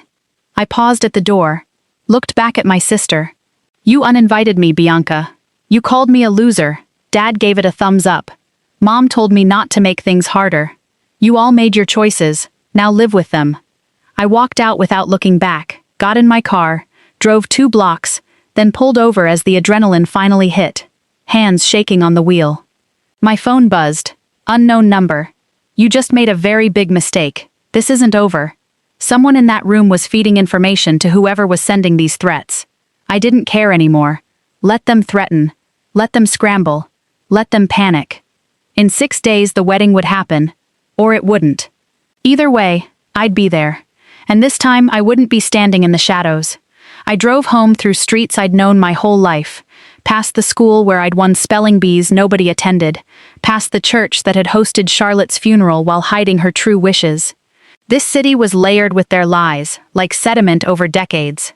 But sediment shifts. Foundations crack. And I had 6 days to decide exactly how much truth I was willing to unleash. They wanted a wedding. Fine. I'd give them one they'd never forget. 2 days had passed since the Sunday confrontation, and I'd spent most of that time watching from a distance, working from home, letting calls go to voicemail, monitoring the fallout through careful observation instead of direct involvement. Dottie kept me updated with brief texts throughout Monday and Tuesday. The family was imploding exactly as I'd expected. My mother hadn't spoken to my father since Sunday night. She was sleeping in the guest room now, refusing to share a bed with the man who'd forged her mother's will and sold her childhood home without telling her. Bianca had called our mother 17 times, crying, looking for reassurance no one could give her. Grant had announced he was going on a business trip, which everyone understood was code for hiding until things stabilized. My father had tried calling Franklin Yates directly, attempting damage control. Franklin refused to speak with him. The walls were closing in from every direction. I sat at my kitchen table Wednesday morning, coffee going cold beside my laptop, feeling something I hadn't expected. Not satisfaction, not triumph, just a hollow kind of clarity, watching a structure I'd propped up my whole life finally collapse under its own rotten weight. My phone buzzed with a message that stopped me cold. Bianca. Not angry, not accusatory. 5 words that carried more weight than anything she'd said to me in years. Can we talk? Just us. Please. I stared at it a long time. Bianca had never said please to me, not once in 27 years of sisterhood. Against every instinct telling me to stay away and let her figure it out on her own, I texted back. When? Today. My apartment. Whenever you can. I thought about something Dottie had told me on the phone the night before. She's not the enemy, Natalie. She's the other casualty. I'd pushed back. She'd participated in her own rescue party by throwing me overboard. I know, Dottie had said gently, but she didn't know what she was participating in. None of us did. Maybe that was true. Maybe Bianca was as much a victim of our parents' dysfunction as I was, just shaped differently by the same rot. It didn't excuse her cruelty, but it might explain it. And if I was honest, I was curious. Curious what Bianca looked like when her perfect world finally cracked open. Her building sat downtown, high-rise views over the river, the kind of place that looked impressive from the street, and cost more than most people could afford. I'd fronted the deposit on this apartment 4 years ago, never got it back. The irony wasn't lost on me riding the elevator up. She opened the door before I could knock, like she'd been watching through the peephole. She looked terrible. No makeup, hair unwashed and knotted back, eyes swollen from days of crying. The polished version of my sister was completely gone. What remained was raw, scared, human, in a way I hadn't seen since we were children. You came, she said, voice rough. I didn't think you would. Neither did I. The apartment was a mess, which shocked me more than her appearance. Bianca had always been fastidious about her space, everything arranged for maximum effect. Now wedding magazines lay scattered across the floor, empty wine bottles lined the counter, a half-packed suitcase sat in the corner, clothes spilling out. Grant's things, she said, following my gaze. He left Monday morning, said he needed space to think. Space to think about what? Whether he still wants to marry me, after what you said about the prenup. Her voice cracked. She sank onto the couch, pulling her knees up to her chest like a child seeking comfort. Is it true? Did he know about Grandma's money? Yes, I believe he did. How? How could he have known? Because Dad told him. They've been working together for over a year. Dad's on his company's advisory board. Her face crumpled. Dad introduced us. Said Grant was a good match. Said he came from a good family. My father had handpicked Grant for my sister and delivered her like a package, and Bianca had never thought to question why. Silence stretched between us, filled with everything we'd never said. Finally she looked up, eyes red-rimmed. Is there more? You said at dinner there was more. I hesitated. This was the point of no return. Once I showed her, there was no pretending things could go back to normal. Are you sure you want to know? I need to know all of it. I opened my bag and pulled out the printed screenshots. The full thread between Grant and Selena, every message, every timestamp. I handed the stack over without commentary. Let her read. Let her draw her own conclusions. She read in silence. I watched her face cycle through emotions like weather. Confusion first, then disbelief, then the slow, horrible recognition of truth. Her hands started shaking about halfway through. By the end, tears streamed down her face. Who is Selena? His coworker. They dated in college, broke up because neither of them had money. Reconnected about a year ago, before he started dating you. Before, she stopped. The relationship with me was planned, from the start. A former colleague of his confirmed it. She stared at the emails in her lap, her whole body trembling. He called me needy, desperate for approval. Those are his words. Not the truth, but they're what he believed. That's what kills me. He saw exactly what I am, and he used it. There was one more thing she needed to know. One more knife to twist before the wound could start closing. The photographer told me something, I said carefully. Grant booked a private room at the venue for the night before the wedding. Paid cash, so there'd be no paper trail. Bianca looked up. For what? I think you know. The silence stretched. Understanding dawned in her eyes, horrible and complete. He was going to spend his last night as a single man with her. In the venue she covered her mouth, lurching forward like she might be sick. Her phone rang. The sound made us both jump. She looked at the screen, hollow-eyed. It's Grant. Answer it. I can't. On speaker. Her hands shook as she pressed the button. Grant's voice filled the room, warm and intimate, completely oblivious to his audience. Hey babe, sorry I haven't called. Things have been crazy. Listen, Selena's been asking about our honeymoon plans, wants to know if we're still doing the Seychelles in February. Bianca's eyes went wide. I held up a hand. Wait. Let him talk. Selena, Bianca said carefully. Your coworker? Yeah, she's helping me coordinate some stuff. Look, about what your sister said at dinner. It's all bullshit. She's just jealous of you. Coordinate what kind of stuff? Travel stuff? She's got connections. Does she have connections to your hotel room the night before our wedding? Dead silence on the line. Then, Bianca, who told you? Does Selena know you call me needy? That our wedding is just business, baby. Her voice hardened. I don't know what Natalie told you, but I'm reading your emails right now. The silence stretched 3 heartbeats. 4. Then one word. Exhaled like a death rattle. Shit. Bianca hung up, dropped the phone on the couch like it had burned her. Neither of us spoke for a long moment. The city hummed outside the windows, indifferent to the destruction happening in this expensive apartment overlooking the water. Bianca broke first. Why me? Why did he pick me? Because you were accessible. Because Dad delivered you on a silver platter. But I have nothing. I've never had anything of my own. That's what I don't understand. I worked through the logic slowly, out loud. Grant wanted access to family money. The prenup was designed to capture inheritance. But you weren't supposed to inherit anything significant. Grandma's will left everything to me. So why target you? Unless he knew about the forged will, the one that gave everything to Mom instead, and Mom would eventually leave it to her daughters. You and me. But Dad probably told him I was difficult. Unreliable. Not worth the investment, so Grant chose the easier daughter.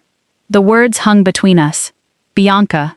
The golden child, the favored one, the daughter who got everything I was denied. Except she wasn't special to Grant.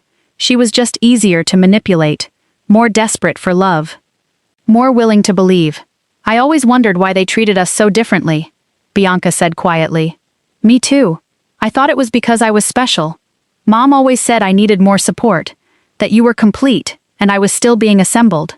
I froze. You heard that? Mom said it to me directly. When I was 16, she said I was different because she stopped. Something crossed her face, a memory surfacing, disturbing water. Because what? I don't know. I don't know what she almost said. She started to say something else, then stopped, changed the subject. But her face looked scared. What did she almost say, Bianca? She was quiet a long moment. Then she said something that changed everything. There was another time, a fight between Mom and Dad. I was maybe 12. I heard Dad yell through the door. She's not even mine, Elaine. I've given her everything, and she's not even mine. The room went cold. The air itself seemed to thicken. She's not even mine. I said it slowly. Bianca, did you ever ask them about that? I was 12. I blocked it out. Told myself I misheard. Her voice was barely above a whisper. But I didn't mishear it, did I? Her silence was its own answer. Bianca picked up her phone with shaking hands, dialed our mother, put it on speaker without asking if I wanted to hear. Our mother picked up on the second ring, voice thin with exhaustion. Bianca, honey, is everything. I need to know something, right now. Know what? You're not making sense. Is Dad my real father? The silence that followed was deafening, endless. Bianca, where is this coming from? Answer me. More silence. Then our mother's voice changed. Smaller. Caught.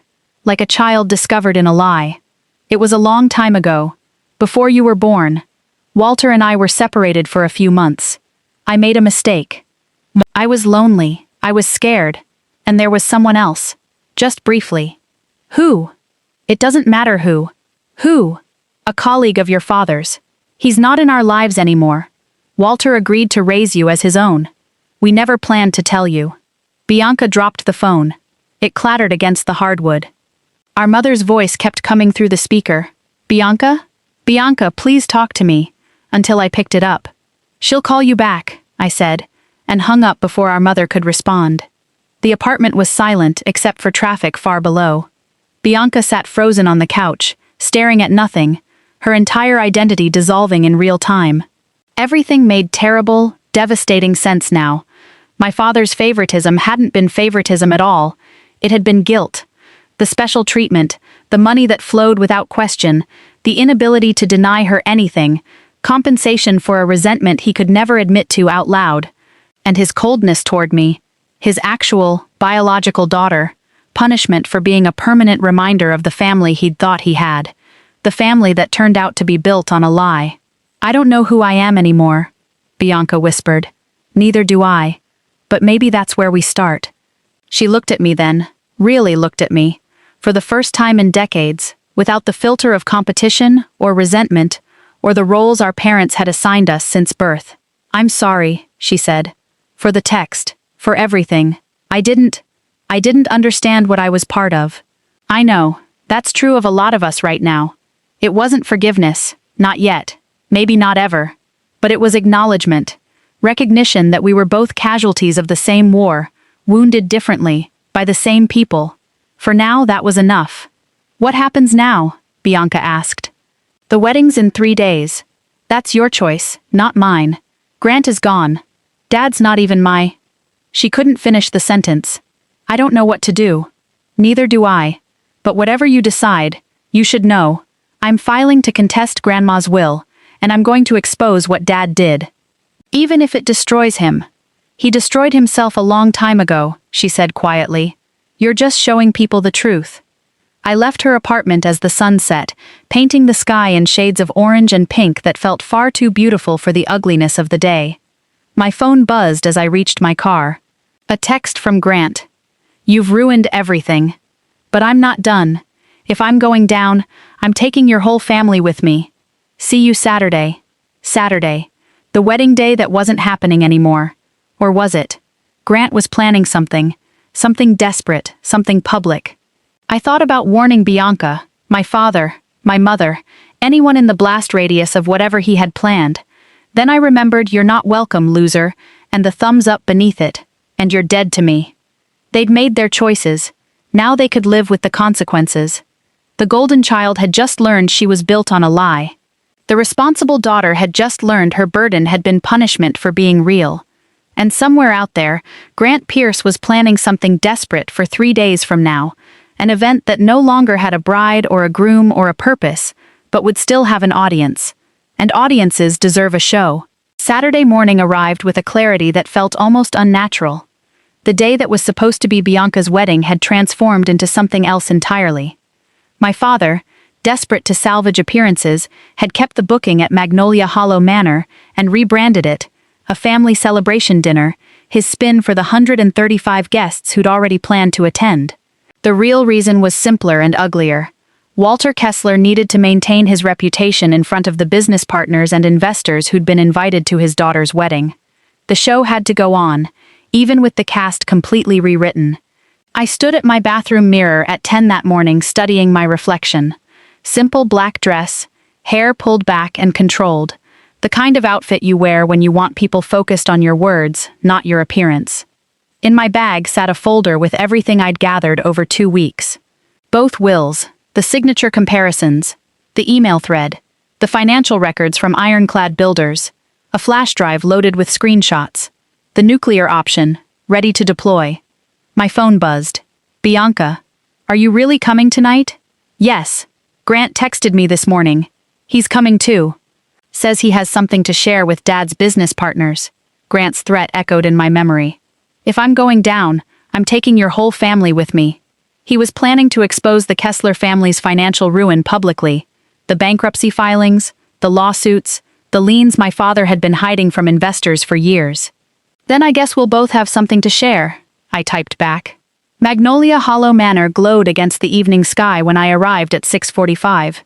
The same venue I'd originally canceled, rebooked at a premium my father couldn't afford, for an event that was nothing but performance. Valets worked the circular drive, string lights wound through the oak trees, chamber music drifted from inside. 2 security guards flanked the entrance, not standard for this venue. One held up a hand as I approached. "Name, please." "Natalie Kessler." He checked a clipboard, frowned, radioed someone. "I don't see you on the list, ma'am." "Check again. I'm the daughter." More radio static, a whispered exchange, then a nod. "You can go in. But Mr. Kessler would like a word first." My father was waiting alone in the foyer, looking older than he had on Sunday, like the week had aged him years. "Natalie. I'm surprised you came. Why would you be? It's a family celebration, isn't it? After everything that's happened. After everything you did, you mean." He flushed. "This isn't the time." "You're right. The main room is." I walked past him. He didn't try to stop me. He couldn't. Not here. Not in front of his guests. The ballroom was arranged for elegance, round tables in white linen, elaborate centerpieces, a stage at the far end with a microphone set up for toasts. 135 guests in formal attire, champagne catching the chandelier light. I scanned the room, identifying the players. Gerald Ashcroft, my father's biggest investor, near the bar with 2 men I didn't recognize. The Ferreira brothers, the subcontractors suing him, clustered uncomfortably in a corner. Renata Volkov, one of his largest clients, holding court by the windows. This wasn't a family gathering.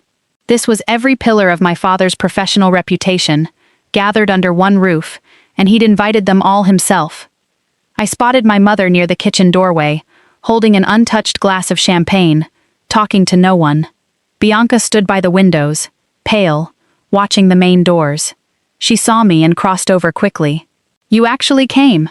"I said I would. What are you going to do?" "Depends what Grant does." He wasn't there yet, but I noticed a projector screen behind the stage, the kind meant for wedding slideshows, sitting dark, connected to a laptop on a small side table. I had a flash drive in my purse. Screenshots, financial documents, the signature comparison. The delivery system was already in place, if I needed it. At 7:30 the main doors opened, and Grant walked in like he owned the room. Tailored suit, hair slicked back, a smile sharp enough to cut glass. He wasn't here to apologize. He was here to destroy something, and he hadn't come alone. Selena walked beside him, polished, her hand wrapped possessively around his arm. He'd brought the mistress to the family event. The audacity was almost admirable. He walked straight toward me. "Natalie, I was hoping you'd be here. I'm sure you were. Heard you've been busy. Digging through records. Talking to lawyers. Heard you've been busy too. Bringing your girlfriend to your own engagement party." His smile tightened. "She's not my girlfriend anymore. She's my fiancée. We got engaged yesterday." Behind me, Bianca made a small, strangled sound. Grant ignored her completely, his attention fixed on me like a predator sizing up prey. He leaned closer, dropping his voice. "Here's what's going to happen. In about 30 minutes, I'm going to take that microphone and tell everyone in this room about Ironclad Builders' financial situation, the lawsuits, the liens, the fact that Walter Kessler is 6 months from bankruptcy. Why would you do that? Because your father used me, promised access to family money that doesn't exist, handed me his daughter like a bargaining chip, and when it fell apart, he blamed me. So this is justice." I almost laughed. "You wouldn't know justice if it proposed to you." His eyes hardened. "You think exposing me to Bianca changes anything? I know things about this family that would destroy all of you. Fraud, tax evasion, forged documents." I watched him calculate as he spoke. He was going to expose everything regardless of what I did. If I waited, he controlled the narrative. If I moved first, I did. I caught Bianca's eye across the room. A question passed between us. "Do we let him win?" Her jaw set. A tiny shake of her head. That was all I needed. I turned away from Grant without another word and walked toward the stage. The music cut when I picked up the microphone. Conversations paused. Heads turned. My father started pushing through the crowd, alarm twisting his face. "Natalie, what are you—" I was already speaking, voice steady through the sound system. "Good evening, everyone. For those who don't know me, I'm Natalie Kessler, Walter's daughter, the one you probably haven't heard much about." Nervous laughter rippled through the room. My father froze mid-stride. Grant watched, uncertain whether to stop me or let me dig my own grave. I know this was supposed to be a celebration, and it will be. But first, I think we all deserve the truth about why we're really here tonight. Whispers spread. Grant's smirk faltered. My mother's glass trembled in her hand. I held up the first document. My grandmother, Charlotte Colby, passed away a little over 2 years ago, one of the sharpest women I've ever known. She planned carefully for her death, including her will. This is that will. The original, filed with her attorney in Driftwood Key. In it, she left her beach house and her savings, over $1.4 million, to me. The murmurs grew louder. Gerald Ashcroft set down his drink, his expression sharpening. But that will never made it to probate. Instead, a different will appeared, one that gave everything to my mother, conveniently making my father the financial beneficiary. I held up the second document. This is the one that was actually filed. Notice the signature. Notice the date. According to forensic analysis, this is not my grandmother's handwriting. I looked directly at my father. My father forged my grandmother's will. He stole my inheritance. Then he sold her beach house, her most treasured possession, to cover his failing business. "Natalie, you're misrepresenting." "Am I?" Franklin Yates is prepared to testify. My aunt witnessed the original. "County records show you withdrew the true document and replaced it with your own. These people deserve to know exactly what kind of man they've been investing with." I turned toward Grant, who had gone very still. But I'm not the only one who's been lied to, and my father isn't the only one in this room who's built his life on deception. His smirk died completely. Grant Pierce came into this family with a plan. He knew about the inheritance, because he and my father have been working together. He sits on Ironclad's advisory board. He drafted a prenuptial agreement making any inheritance my sister received joint marital property. He wasn't marrying for love. He was marrying for access. I held up the email screenshots. And while planning this marriage, he was maintaining a relationship with the woman standing beside him right now. Gasps erupted. Selena's face went white. These emails span the entire engagement, including plans to meet at this very venue, the night before the wedding. "You can't prove." Grant's voice cracked. "I can. Timestamps. Hotel records. A former colleague's testimony." Selena ripped her hand off his arm, fury twisting her face. "You told me it was handled." "Diana, Selena, wait." But she was already moving toward the exit, heels sharp against the floor. Grant stood alone in the middle of the ballroom, exposed and unraveling in front of 135 witnesses. Chaos broke over the room, business partners clustering, whispering urgently. Gerald Ashcroft already had his phone out. The Ferreira brothers approached my father with hard expressions, sensing blood in the water. Someone was recording video. My mother had vanished entirely. My father pushed toward the stage, composure shattered. "You've made your point. Stop." "I'm done, Dad. But your business partners might have questions. I'd suggest you answer them honestly for once." I set down the microphone and walked off the stage. The crowd parted around me, some faces shocked, some almost admiring, most simply stunned. Bianca caught my arm at the door. "Thank you," she said. "For what?" "For ending it." I couldn't. I nodded once and kept walking. Outside, the evening air was cool.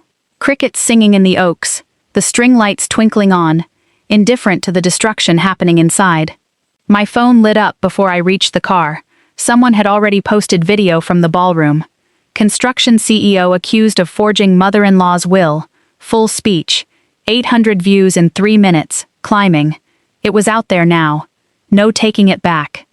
I sat in my car in the dark for a moment, letting the weight of what I'd done settle over me. Not guilt, not regret, just finality. The adrenaline drained, leaving exhaustion behind. A text lit up my screen. "Dottie." I watched the whole thing through Renata's livestream.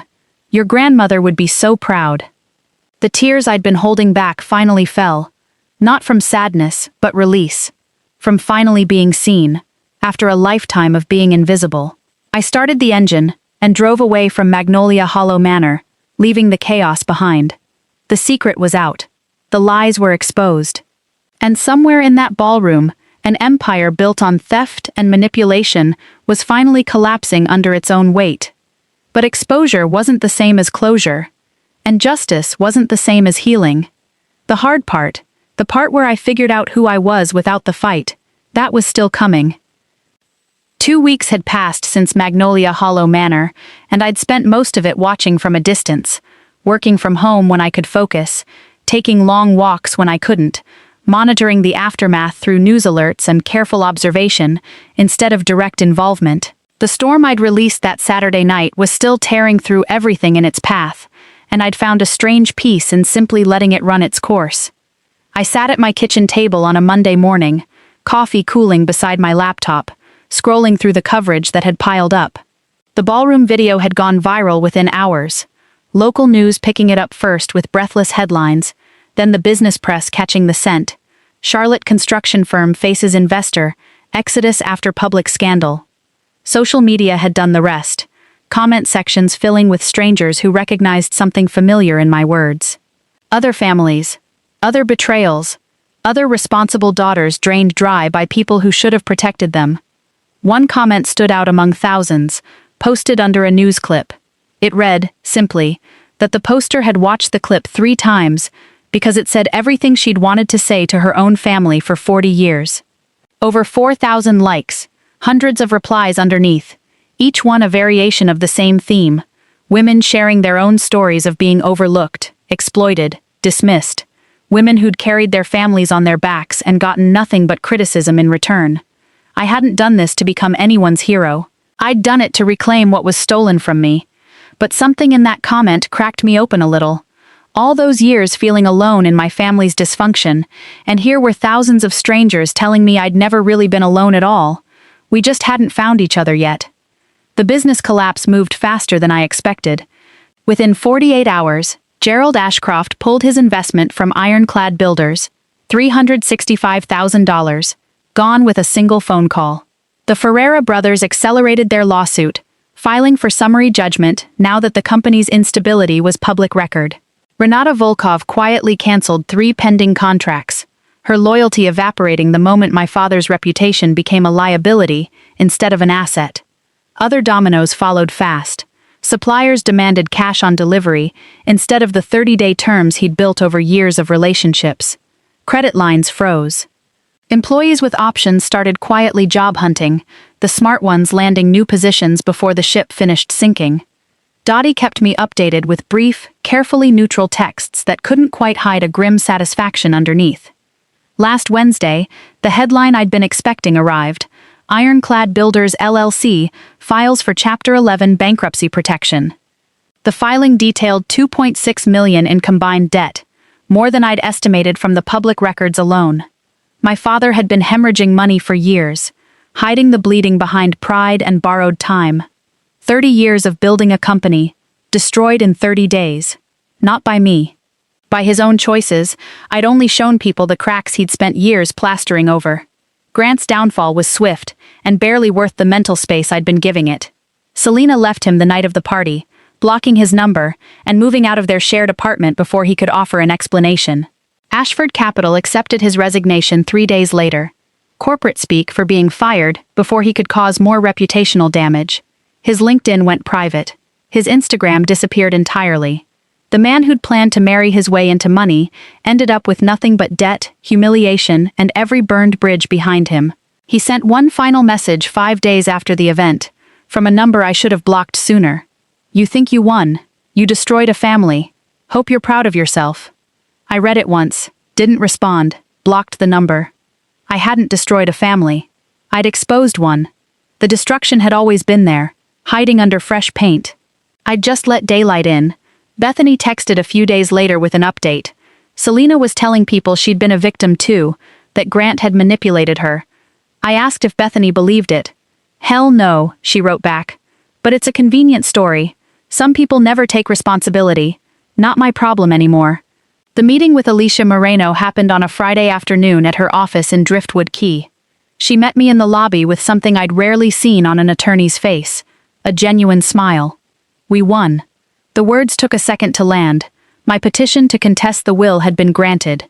The judge ruled the superseding document showed clear evidence of fraud. Franklin Yates's testimony had been decisive, his detailed records and clear memory confirming everything I'd claimed. The forensic handwriting analysis sealed it. The signature on the filed will was inconsistent with Charlotte's documented patterns. "The original will has been reinstated," Alicia said, walking me through it in her conference room. "Effective immediately. You're the legal owner of your grandmother's estate. The beach house itself was gone, sold in good faith to a third-party buyer. That sale couldn't be undone. But the proceeds, $960,000, had been frozen in escrow pending resolution. That money was mine now. The savings account, $468,000 untouched since Charlotte's death, was being released to my control. Combined total, $1.43 million. My hands trembled slightly signing the paperwork. After 2 years of not knowing, after a lifetime of being overlooked, I finally had what Charlotte had wanted me to have. "The house itself is gone," Alicia said gently. "We can't undo a good faith sale." "I know, but the money's still her legacy. And now, it can do what she intended, which is, give me a foundation to stand on. One no one can take away." My father called that Saturday evening, the first direct contact since the party. I let it go to voicemail, not ready to hear his voice in real time, not sure I ever would be. His message played through my speaker while I sat in my dark living room, listening to a man I no longer recognized. Smaller, hollowed out, defeated. "Natalie, I know you have no reason to listen to me, but I need to say this. I made mistakes, terrible mistakes. I convinced myself it was for the family, that Charlotte would have understood." A long pause, the sound of his breathing. "She wouldn't have. I know that now." Another pause. "The company's gone. The house is probably next. Your mother's talking to divorce lawyers." A beat. "I'm not asking for forgiveness. I don't deserve it. But Natalie, I need help. Financially. Just enough to—" I stopped the voicemail. I already knew how it ended, the same way every conversation with my father had ended for 33 years. Him asking me to sacrifice so he could survive. I called him back. He answered on the first ring, hope bleeding through his voice. "Natalie. Dad. That's always been the problem, hasn't it? I was always the only one. The only one who paid.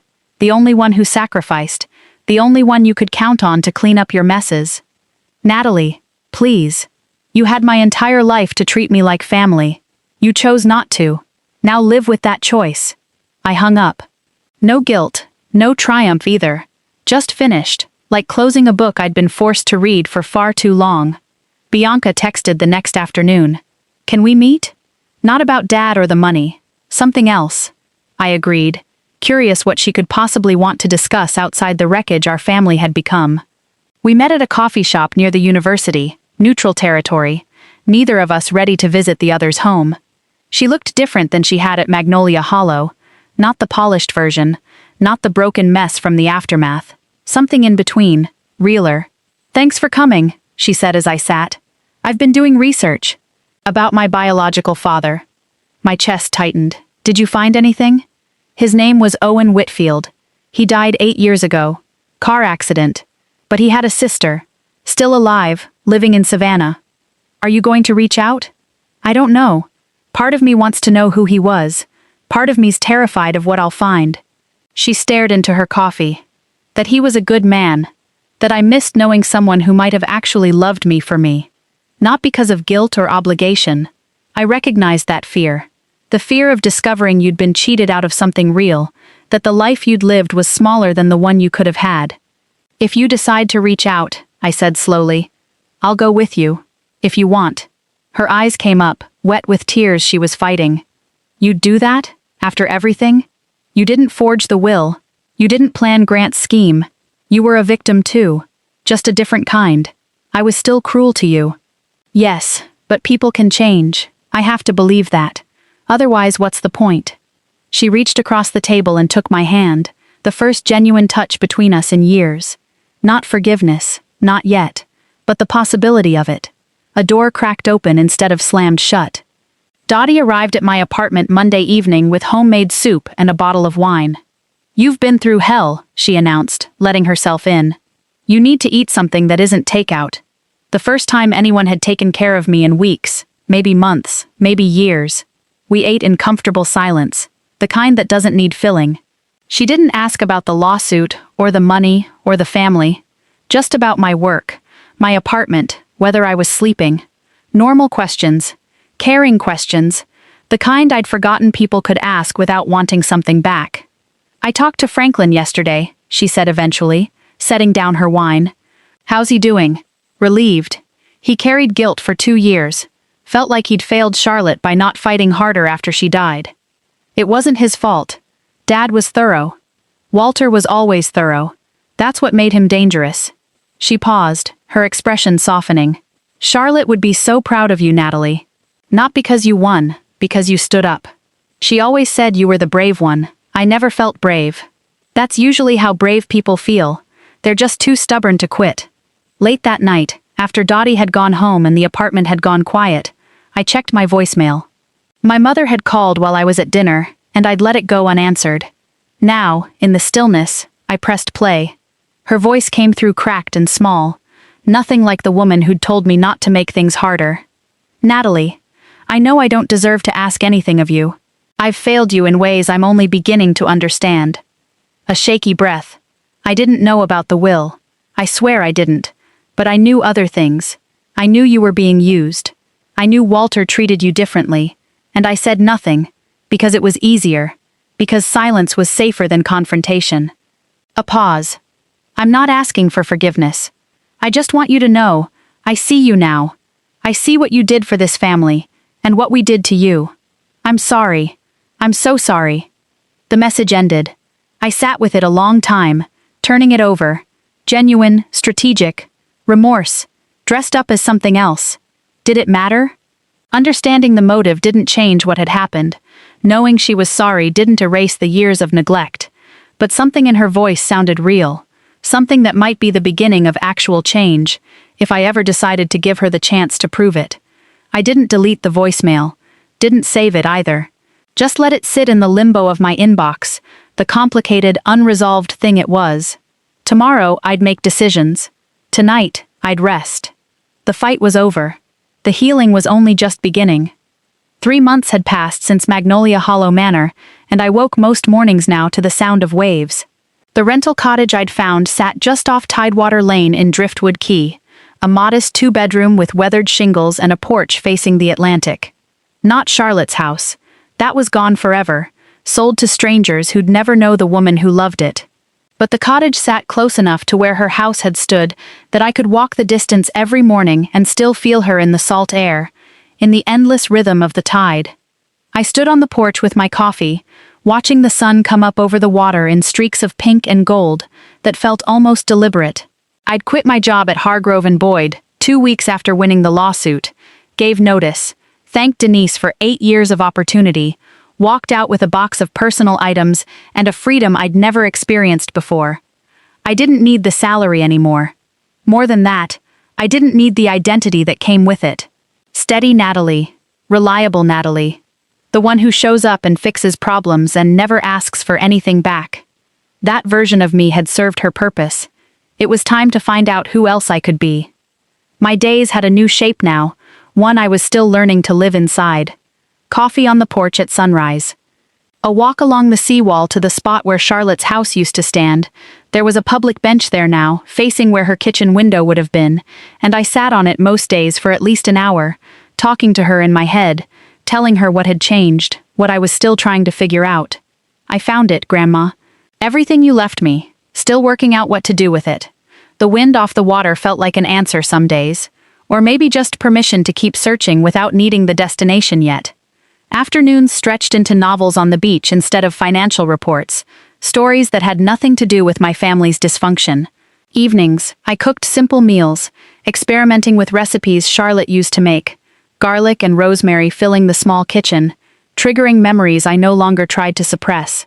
I talked to Dottie every week, her voice a steady anchor to the parts of my past worth keeping. Bianca texted occasionally, careful messages neither of us quite knew how to handle yet, the distance between us still vast but navigable now, like a bridge that might get built if we both kept showing up with materials. Last week I found something unexpected, a small antique shop 3 blocks from the cottage, crammed with other people's discarded treasures. In the window sat a rocking chair, almost identical to the one Charlotte kept on her porch. Same weathered wood, same curved arms.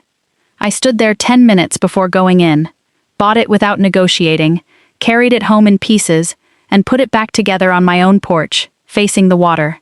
Some things couldn't be recovered, but echoes could be found, if you knew where to look. I didn't feel healed, exactly. That word implied an ending, a moment where the wound closes and turns into something you can forget about. What I felt was closer to learning to live with an injury that had finally stopped bleeding. The pain was still there, would probably always be there in some form. But there was space now, for quiet mornings and good books, and the possibility that the future held something besides obligation. Dottie kept me loosely updated on the wreckage I'd left behind, though I asked for less detail as the weeks went on. Ironclad Builders officially dissolved last month, assets liquidated, debts partially settled through bankruptcy. My father was living in a 1-bedroom apartment in Concord now, a suburb where no one knew his name or his history. Dottie said he'd stopped going out, stopped answering calls from old friends, stopped pretending things might turn around. No one visited him. My mother had filed for divorce, the proceedings apparently amicable, given how little was left to divide. Their house in Brookhaven Hills was on the market, priced to sell fast. I drove by it once, saw the sign in the yard, felt nothing. Just another building I used to know. The criminal side of it ended 2 weeks ago. The district attorney declined to pursue charges against my father, citing insufficient evidence of intent to defraud. Franklin was disappointed. I was neutral. My father wouldn't go to prison for what he'd done, but he'd lost everything else. His reputation, his company, his marriage, his daughters walking away for good. Sometimes consequences don't come from a courtroom. Sometimes they come from the people you betrayed finally leaving. That's a life sentence too, in its own way. Grant had moved to Phoenix, according to Bethany's occasional updates, starting over. Selena was engaged to someone else within 3 months of fleeing that ballroom in tears. The scheme artists had moved on to new marks, new lives. I didn't think about them much anymore. Not worth the mental space. Bianca knocked on my cottage door on a Saturday afternoon, overnight bag in hand, looking nervous and hopeful in equal measure. I'd given her the address weeks earlier but hadn't really expected her to use it. "I hope it's okay that I came," she said. "Dottie told me where you were." "It's okay. Come in." We sat on the porch together, Her in the deck chair, me in Charlotte's rocking chair, watching the waves while we figured out what to say to each other. Bianca had been in therapy twice a week since the party, processing everything dumped on her in the span of a few days. She'd reached out to Owen Whitfield's sister, a woman named Susan in Savannah. They'd exchanged emails, shared photographs, were planning to meet in person next month. She sent me a picture of him, Bianca said quietly. I have his eyes. That must be strange. It is, but grounding, somehow. Like there's a piece of myself I didn't know existed. She turned to look at me, her expression serious in a way I was still getting used to seeing from her. I need to say something properly. You don't have to. I do. The text I sent. Goodbye, loser. I've thought about it every day since. How casual it was. How cruel. Like you were nothing. Tears were streaming now.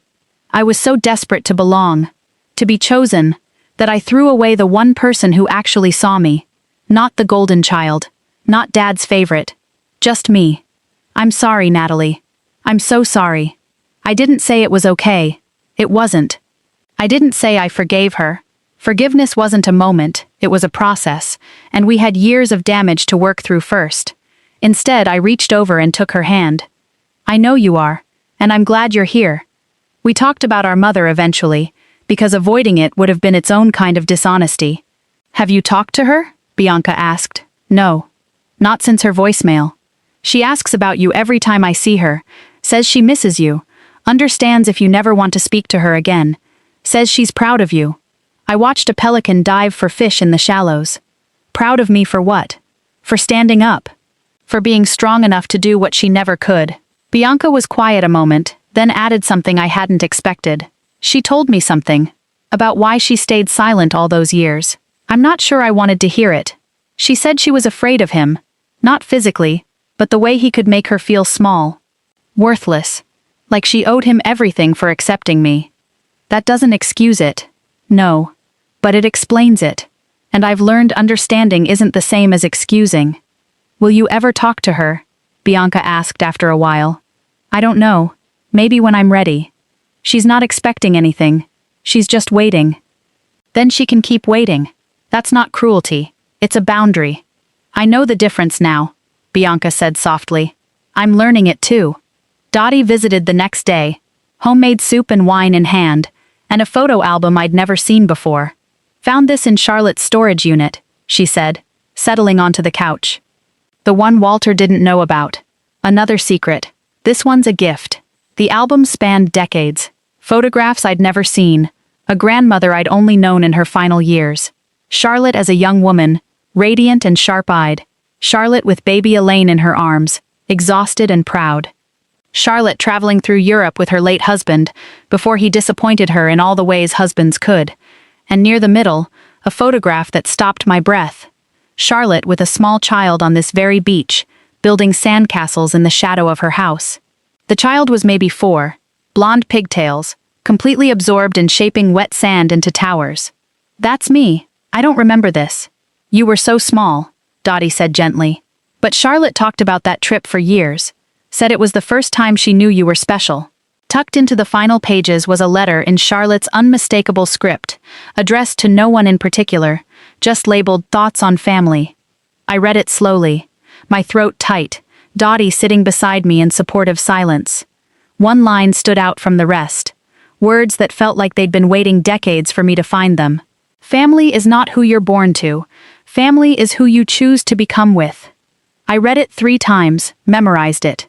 Grandma was still teaching me, even now. The decision about what to do with the inheritance came slowly, over the following weeks, crystallizing like salt deposits on beach glass. The money sat in accounts, waiting, and I'd considered all the safe options.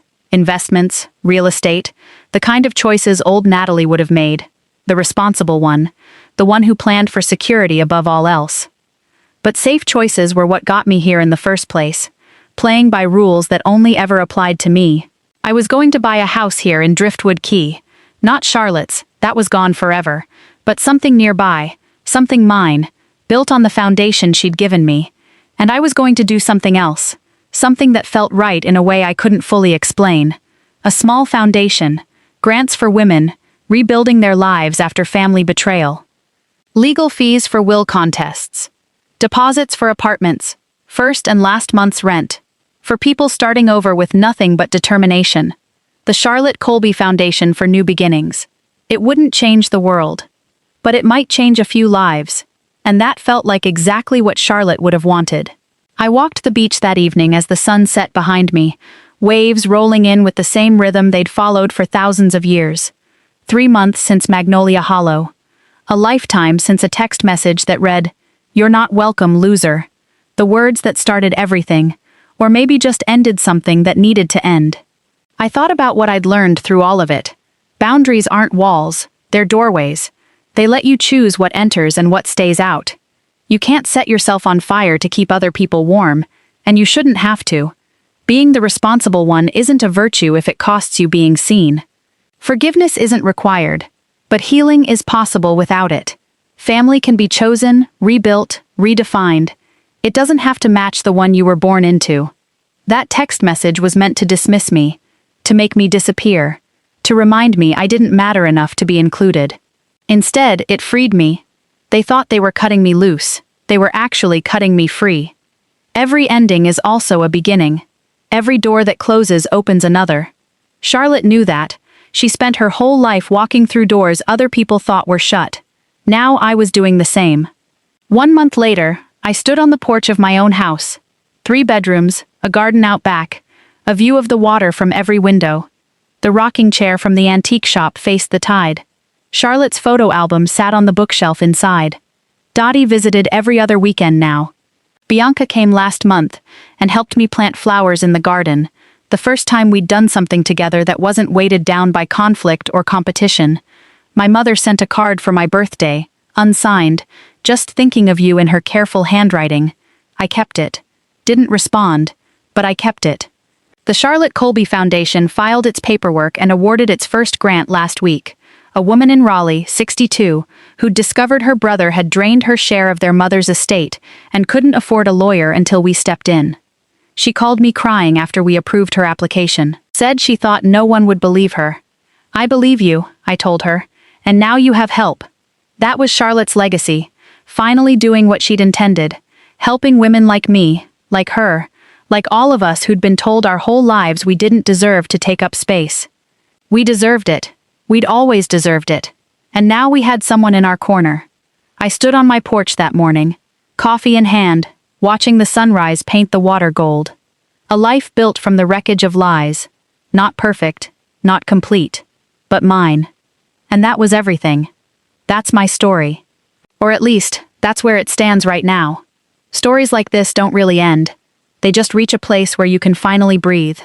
I'm sharing this because I know I'm not the only one. I've read thousands of comments since that video went viral. Thousands of women who've lived their own versions of this. Different names, different betrayals, but the same weight, the same silence, the same question running through your head at 3 in the morning. Am I crazy, or is this really happening? You're not crazy. It's really happening. And you are not alone. So tell me, where are you watching from tonight? What part of this stayed with you the most? I read every comment. And your stories matter too. If this reached you, if it made you feel seen even for a moment, consider subscribing. There are more stories coming. More women who found their voice. More families who hid their secrets. More responsible daughters who finally said enough. Because every time we share these stories, we remind someone else that they deserve better, and it's never too late to claim it. Thank you for being here. Thank you for listening. And wherever you are, whatever you're facing, I hope you find your own new shore too. This story is fictionalized for dramatic effect.